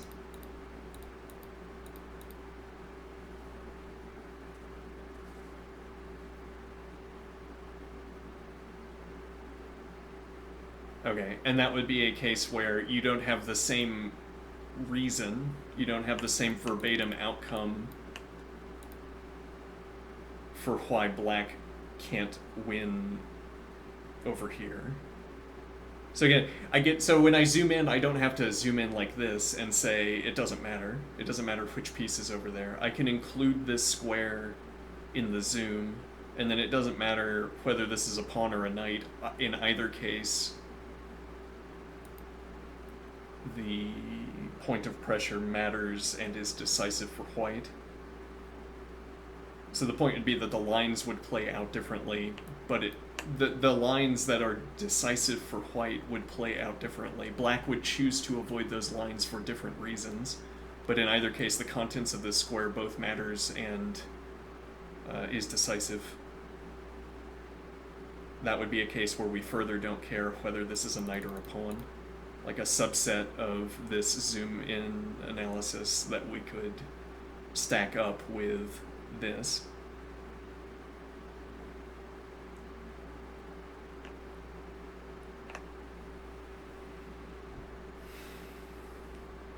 So now, again, if I had piece, piece, piece, piece, pawn, pawn, pawn, pawn, I'd say that seems like a good structure. It doesn't matter what the allocation of pieces is.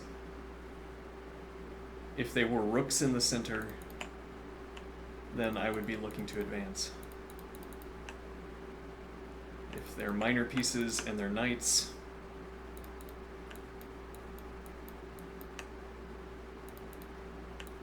if they're bishops,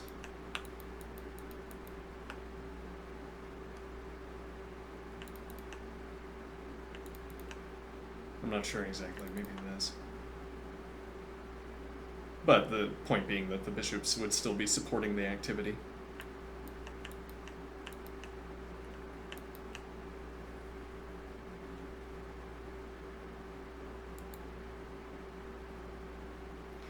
And this is what we would want to supersede statements like, this is a doubled pawn, so I don't want this to happen. Or, my king is out of position, so I don't want this to happen.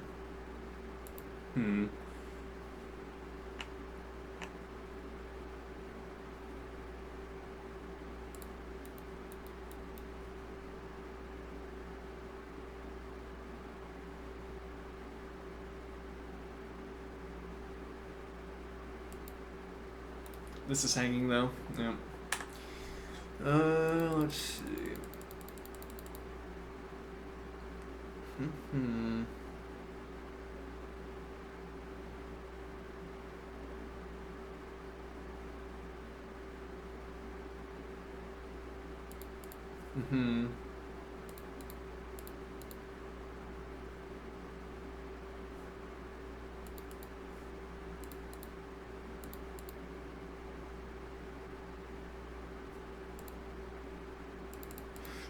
Here and the rook on e1 is persuasive.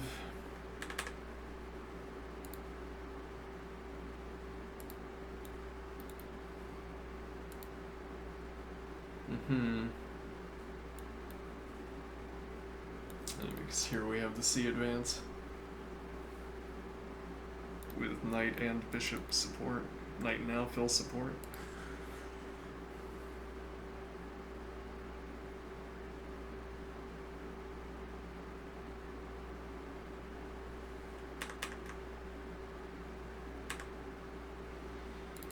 But yeah, bishop dropping back is point critical.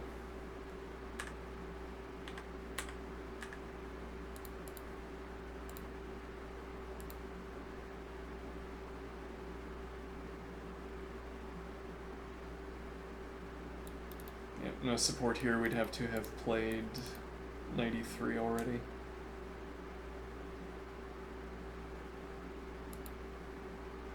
It wouldn't be enough either.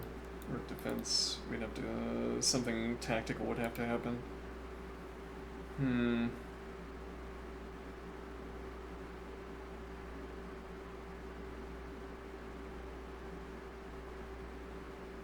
Yeah, and now it's this move, which is tenuous.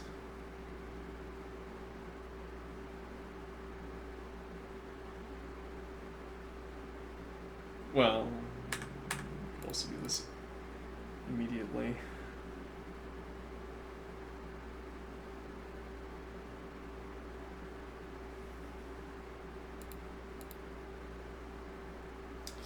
Yeah, it doesn't work. Here. Doesn't get anything done, unfortunately.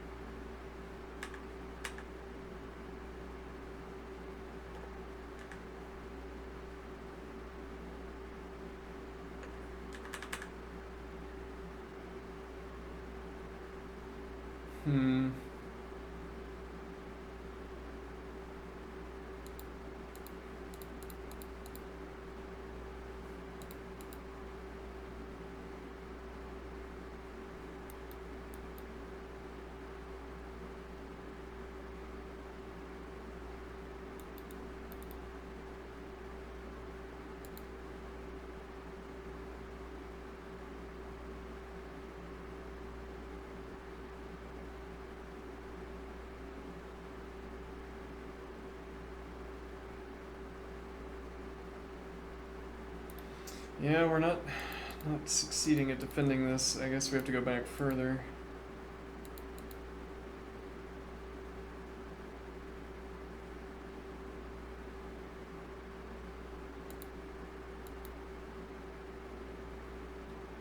Yeah, but then we're looking to play d4, which we could have played That would be quite far back. Hmm.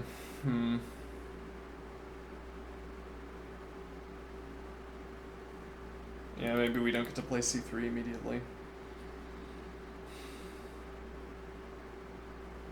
But how are we going to cover this? Getting that last point of pressure is not easy to do. It's like we're wanting to use the king for it. Which is not perhaps entirely out of the question. No, because then we would drop bishop support. And then otherwise we'd have to be fast enough to make this advance happen.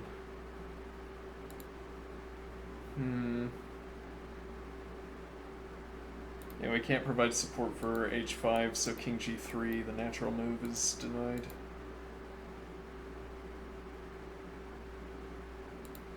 Actually, this might matter.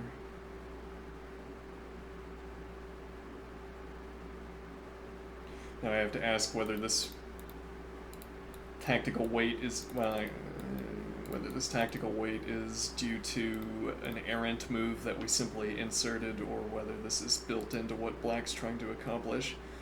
Well, the rook being on, yeah, actually that's a funny point. The rook being on f8 is necessary in this case. It can't be on f7. If it was on f7, knight in, and you have to drop back to maintain this pressure on the pawn. So the knight can't be on f7 to supply the support. And also you don't want to have moved the queen yet. So rook has to be on f8, and if queen were not on d8, you'd be a tempo slower. Which might be more than one tempo slower, notably. I mean that if you had to move the queen on a critical move, I might have gotten in a different line that I wanted to play.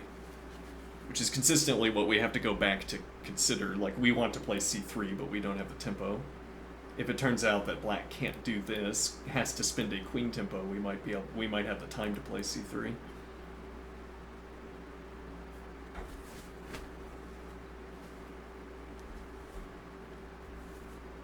And the two sources of time here, the time relevant facets of this position, both favor white. Whereas if we had merely done this as a waiting move, and then knight g5 was persuasive, we'd say, oh, never mind, I take back the waiting move and replace it with something else.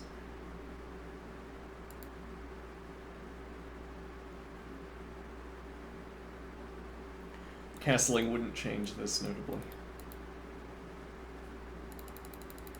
So you need this point of pressure, but let's see, can you stop this usefully? You could vacate, though this also, and you don't want to play queen c8 either.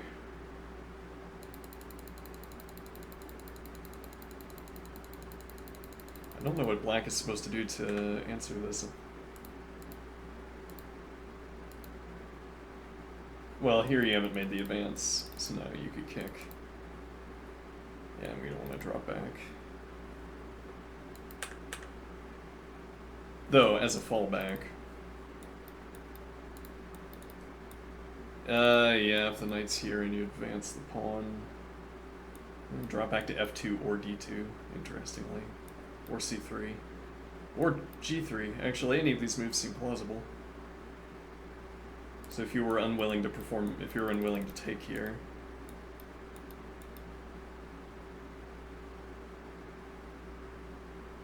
then we would have many dropback options. Okay, so making this, the point here being that the fallback is that black is obliged to take. In either case, this routing seems fine for white. If you're willing to settle for trading off a pair of minor pieces, you have the fixed pawn structure, heavy piece on an open file, diagonals favorable to the bishops. You can get a rook behind one of the advanced pawns readily. Or the knight drops back to one of several good squares.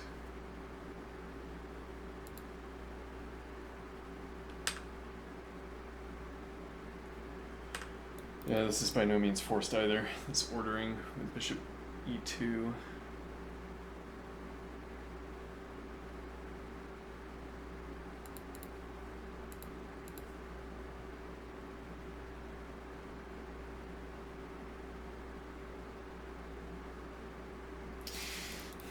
No, it's like this bishop wants to be on.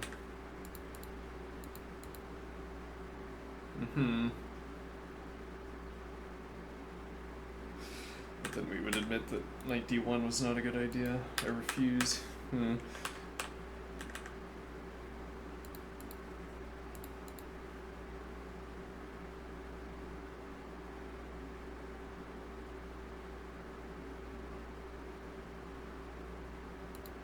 We never end up using g1.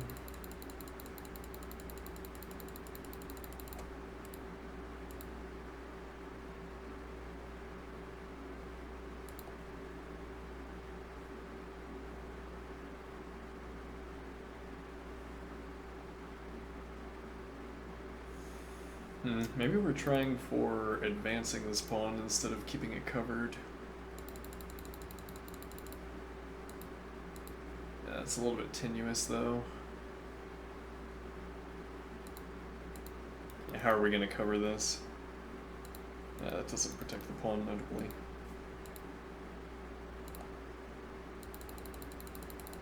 Yeah, well now advancing this is decisive one way or the other.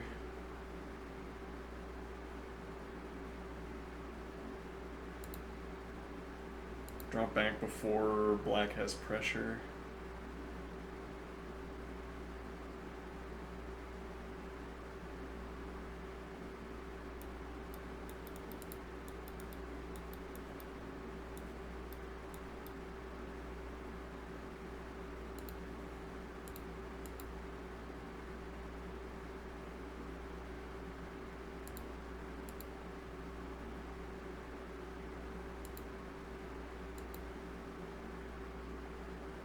One minor piece isn't going to do it, I'm afraid.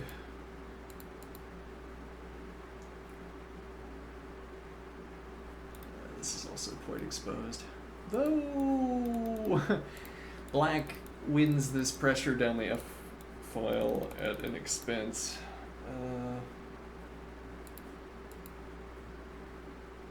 Actually, for that matter... there's my pawn.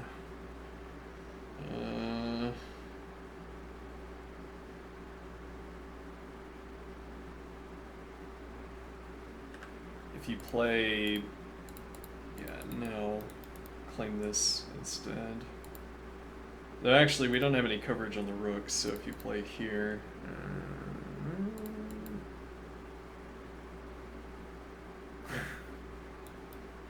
anchor with H.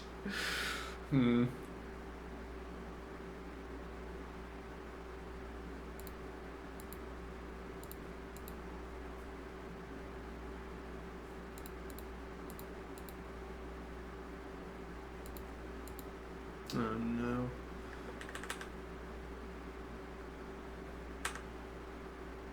This is with check.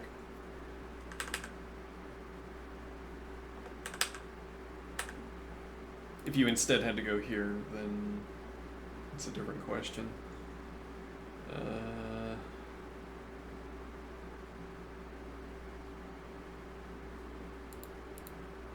Breaks the pin.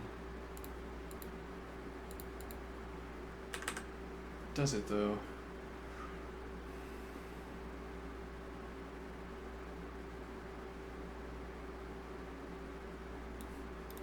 This might be persuasive as well.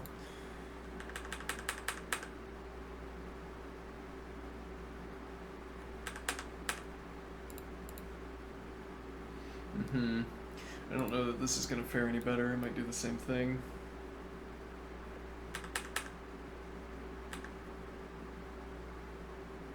Maybe you're playing bishop out. Then, yeah, here you drop light squared bishop support here. The more tenuous pawn move also blocks your dark squared bishop. Isn't that a concern for you as well? No, I'm not trying to move my light squared bishop. It doesn't bother me. Not a problem, no. This may be more of a problem. Like if a rook wants to go to e8 and you have to get the bishop back out of the way, for instance, you care about what moves the bishop has available. So you'd have to answer this question faster. Whereas I'm not even close to having to answer this light squared bishop. Not even, yeah. Let's see, not even close. Let's see. Yeah, now if you play knight through to d7, you don't have it for the queen, so you're playing knight c6, but that blocks the bishop, so you're playing knight a6. Queen d7 castles queenside to get out instead. This also drops queen support for the bishop on f6, though. Maybe that matters less.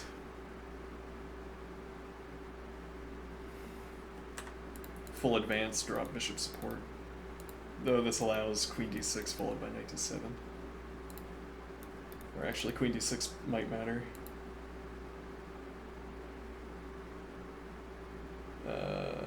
We could make you spin to the tempo, covering this pawn. Oh, bishop's pinned. You haven't moved the king yet. Huh.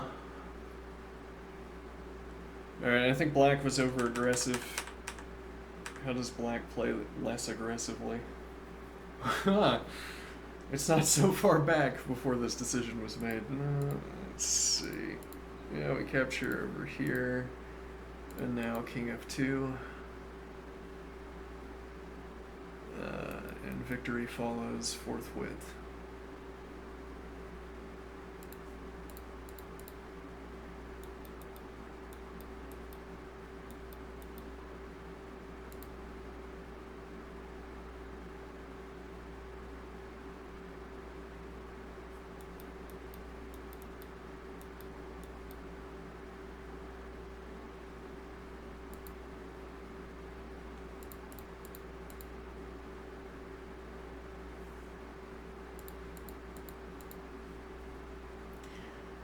Black needs more development. But how can that be? I've spent 2 tempi on the same piece, And I've moved my queen. And I've made 2 timid, tepid pawn advances.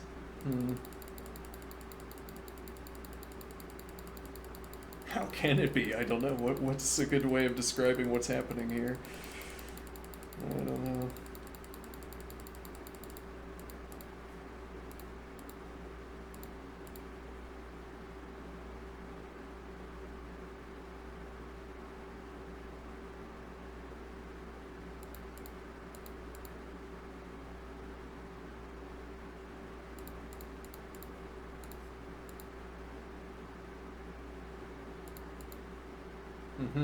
That's a little less desirable.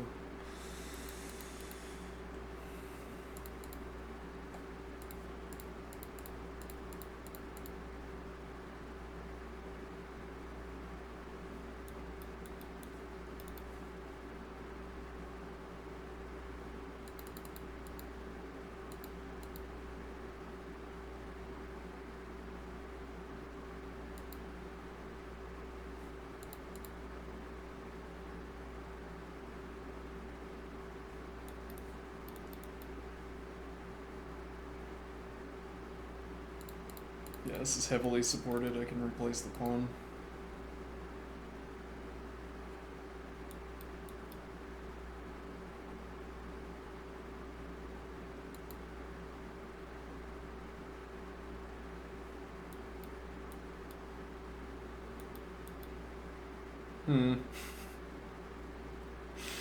Queen back to d1.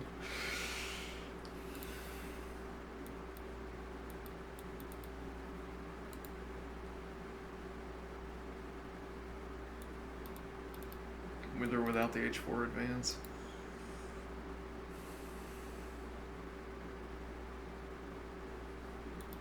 Bishop g2, king f1.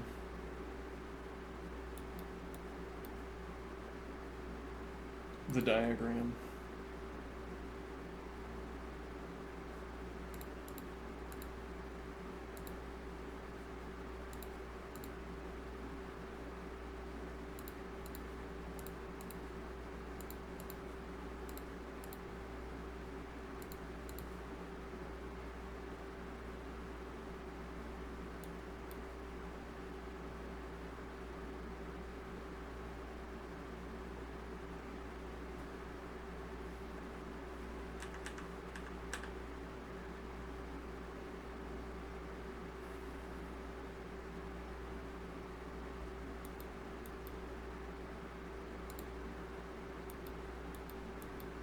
Hmm. Knight h3 still an option, but then also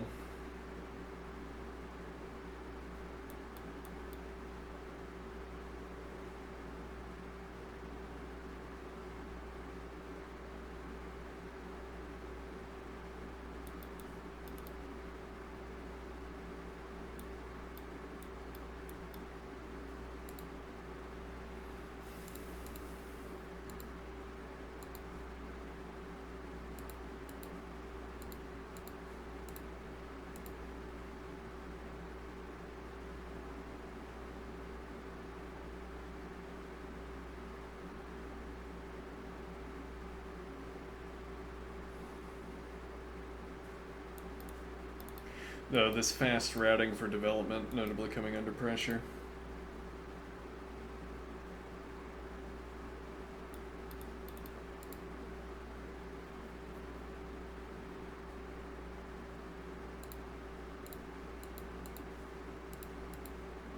We actually don't have coverage for this. Yeah, and that's been relevant since we played Queen f1. We can't move the knight. Easiest is Bishop g2. Have the pawn structure, don't have to analyze.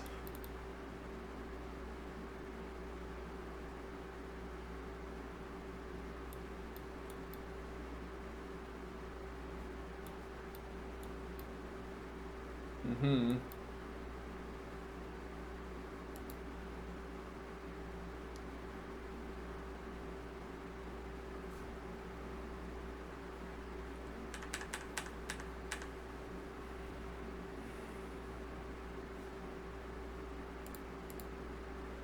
Hmm.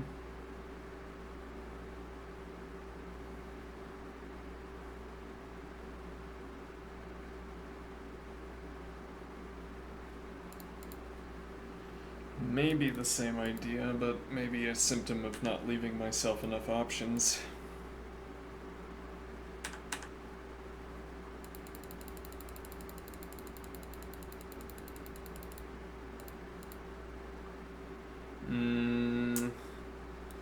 Knight h3 is unstable. Moving the knight comes with tempo.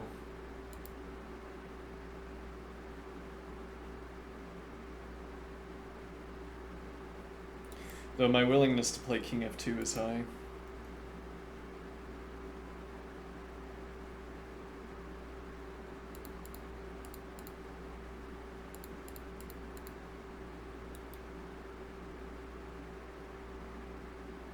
Yes, well, with the visually appealing but plausibly unobtainable king g3. Also, knight to sideboard. Now no dark squared support. No, I don't think that would work. Maybe king f4. Probably not.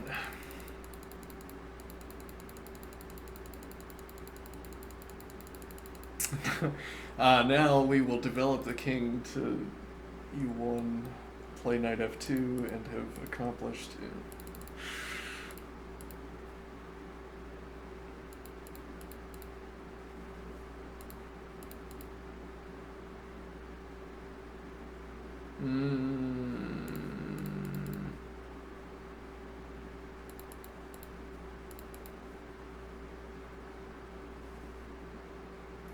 Which of my pieces will you prove worse?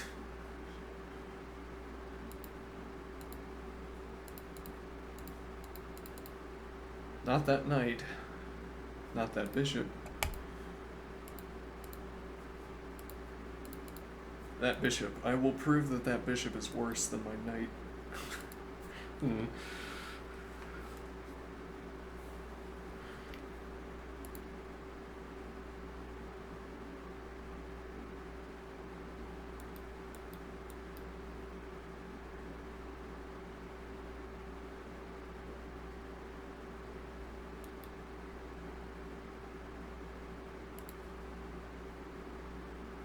Well, yeah, now you want to develop. If you spin the tempo on the knight, we run back into these questions. You spin the tempo on the knight, you have a knight on c6 blocking the light squared bishop, and you're looking for another move. Which maybe you could have this. Though, maybe not. Yeah. That is contrary to what we've been talking about the whole time. That doesn't disqualify it, I suppose. Gets out of the way of bishop e1 immediately. I don't think you can pressure this idea if you don't pressure it. Actually, we also have c3, but yeah, here, and you can't drop back.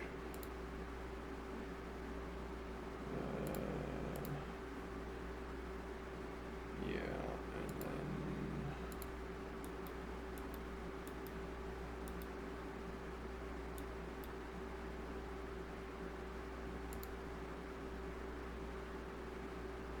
could be...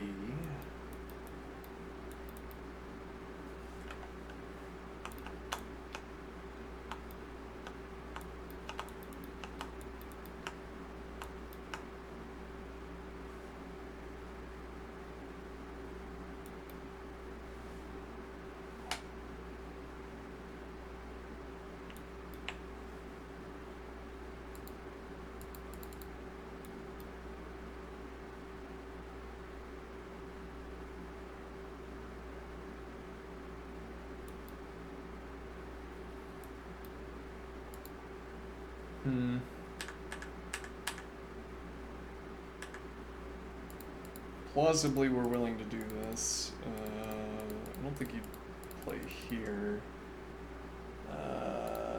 This with immediate tempo. And if you try to retain the diagonal,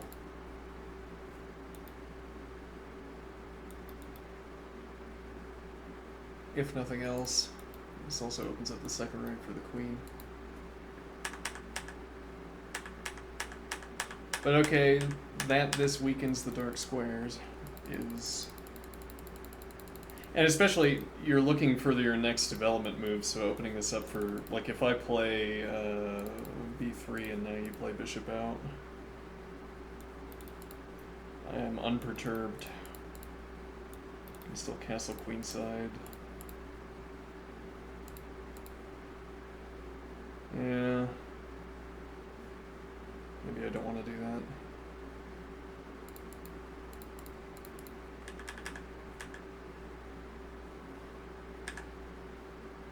Not obliged to.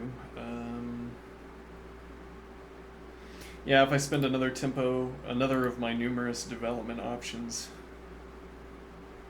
and now you play here, we can advance with rook support.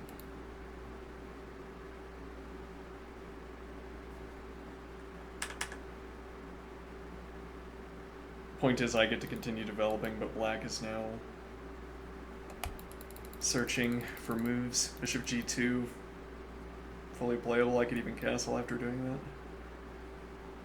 Maybe.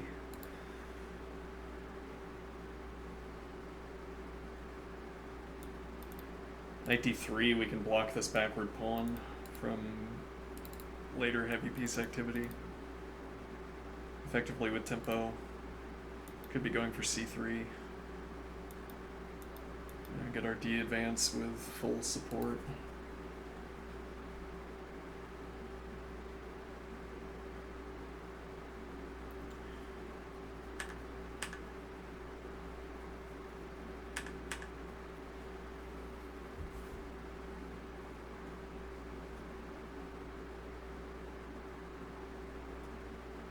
Yeah, so even this being a 2-tempo development for the bishop ends up not being a problem.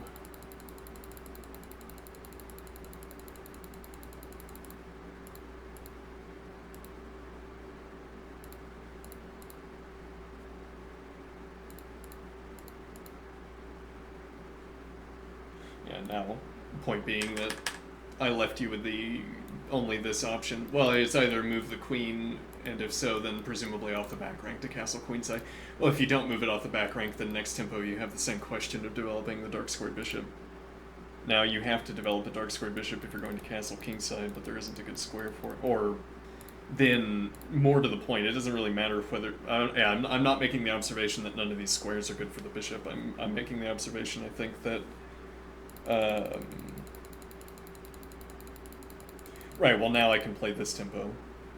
So that if bishop b4, you're making the slower operation. Playing the slower operation, I can still go for c3 with either opening up the queen or keeping or playing the king through to c2.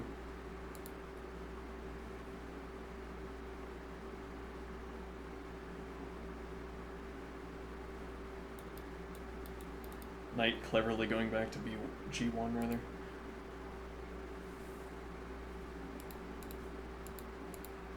Or a3, and we look for bishop d2. I don't have my glasses on. I'm not thinking about the names of these files. I'm not going to spend my mental energy.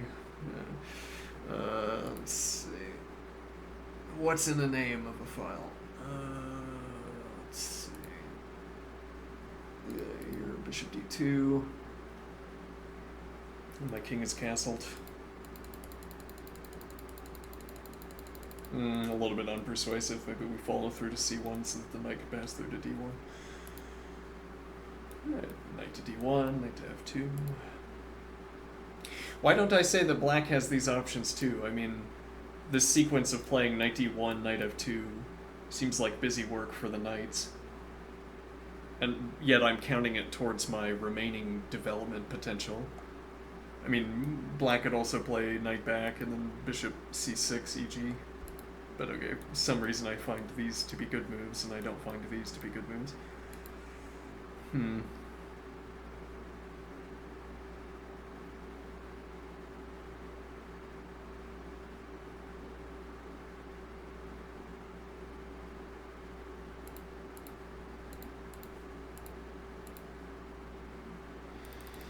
Yeah,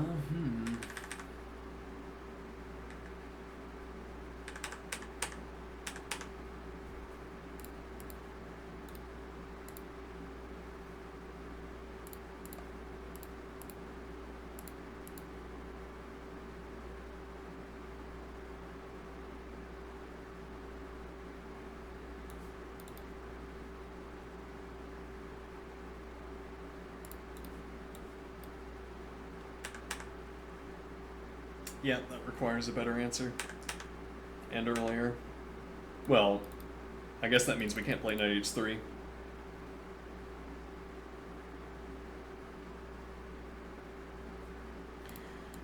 Yeah, this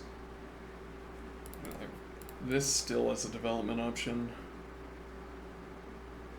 You might want to. I mean, I'm keeping black's pressure against f3 as a concession to speed, but black might play here and have the drop back for the dark squared bishop.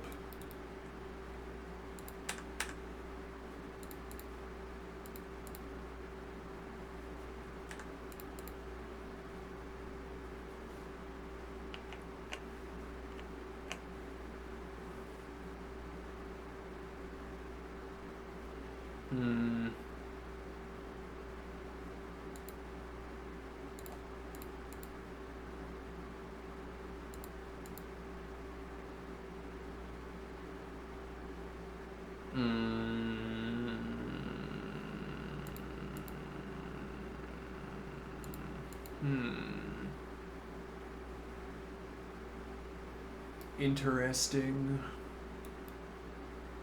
King f2, queen through to g2.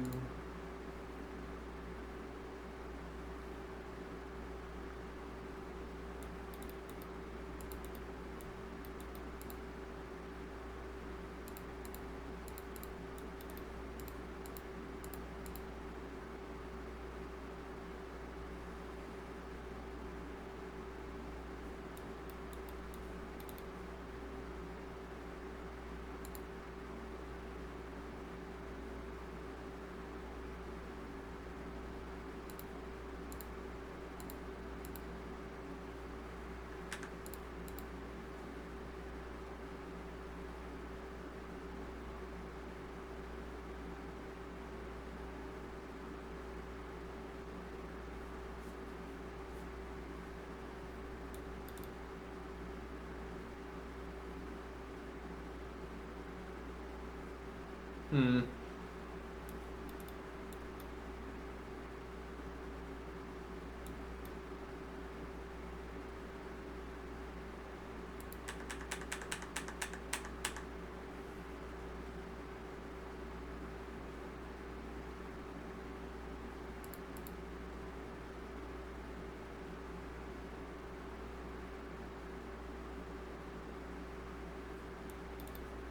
Deny this move as well.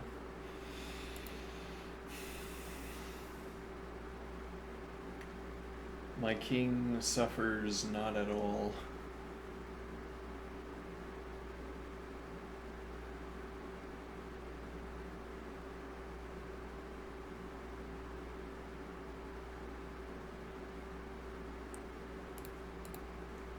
Yeah, okay, maybe a little bit. Yeah.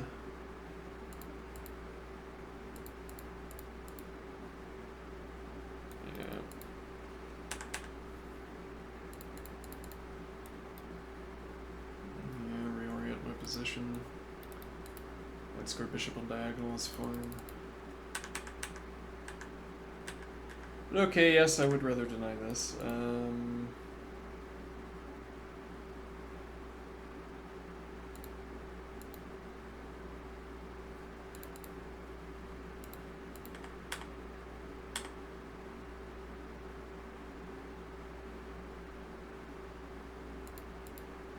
Yeah, we've also vacated h1, so maybe this is where we claim this advance.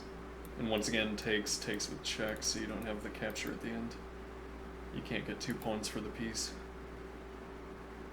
And then d3 exposes bishop here, which continues to deny 3 pawns for the piece. Though then we don't have c3 in response to the check. We'd have to play king d1.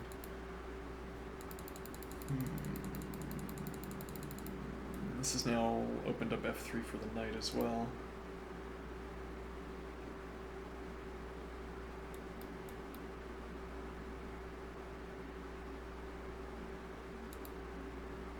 Or...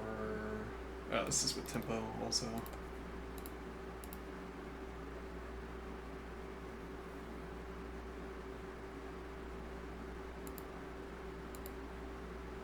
Can offer the trade. But here, delivers check, steps. We want to play c3, but we can't get knight support.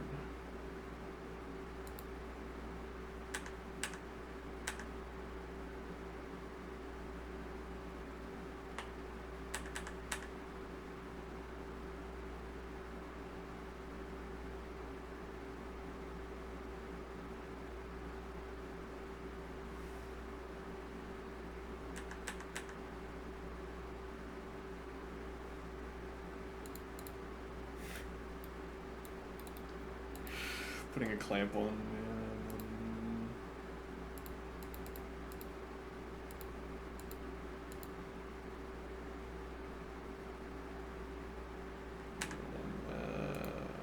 Here.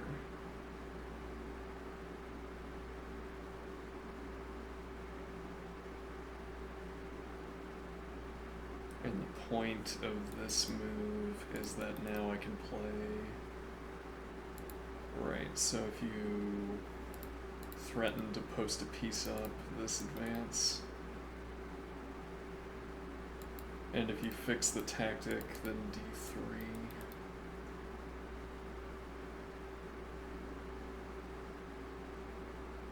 So you still can't trade pawn for 2 pieces.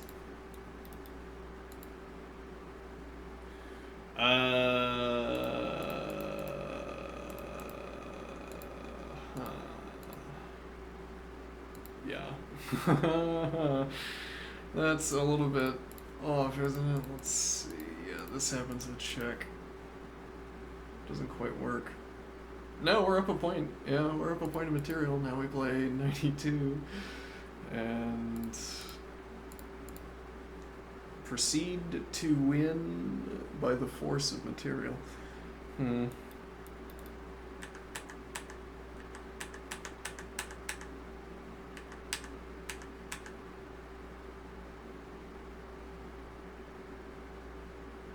Oh, this hangs the knight. You have to answer that. If you spend this tempo, which is dubious, I am thinking, but if you do spend tempo in this way, then we have time. Yeah, well, yeah, so you still can't take because you haven't gotten the king out of the way either, and now you'd have to castle into this structure, and then alternatively, if you drop the knight back, you don't have the knight capture, and you don't have another piece that can cover this. So here, and again, right now, you'd have to castle into this structure, and even now, we can play queen. Yeah, well, actually, I guess we'd want to play here, and now you spend the tempo moving rook over, we play queen d2. And at last, the early queen move was justified.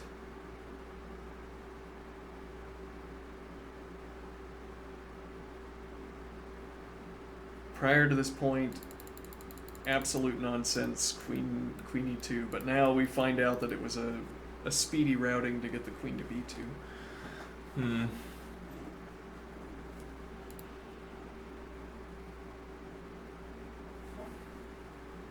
Knight f3 available at leisure. Oh, this doesn't work. The pawn's pinned. Oh,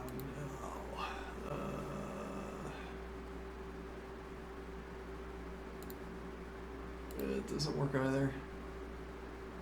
For several reasons, I assume, though. And then we have bishop and rook support. So if you've spent the tempo moving the knight...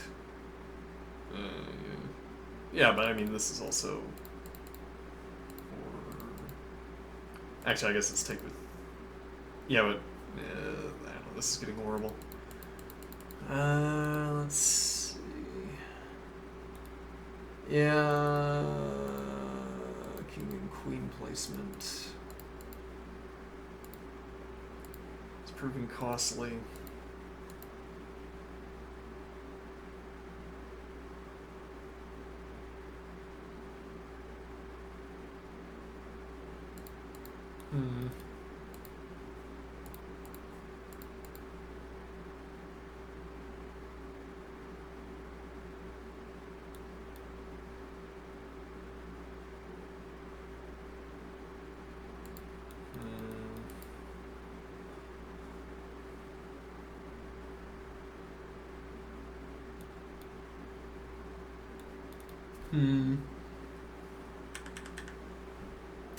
Maybe the queen should have been on d1 this whole time, I don't know.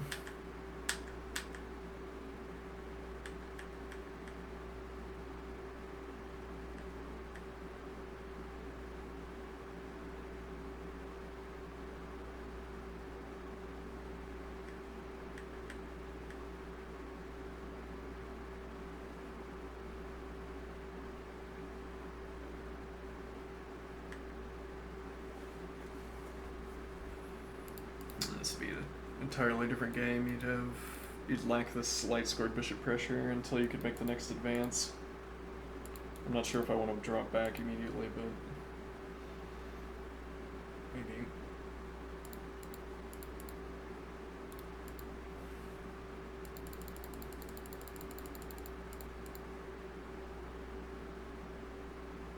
That knight's already covering this pawn from d1.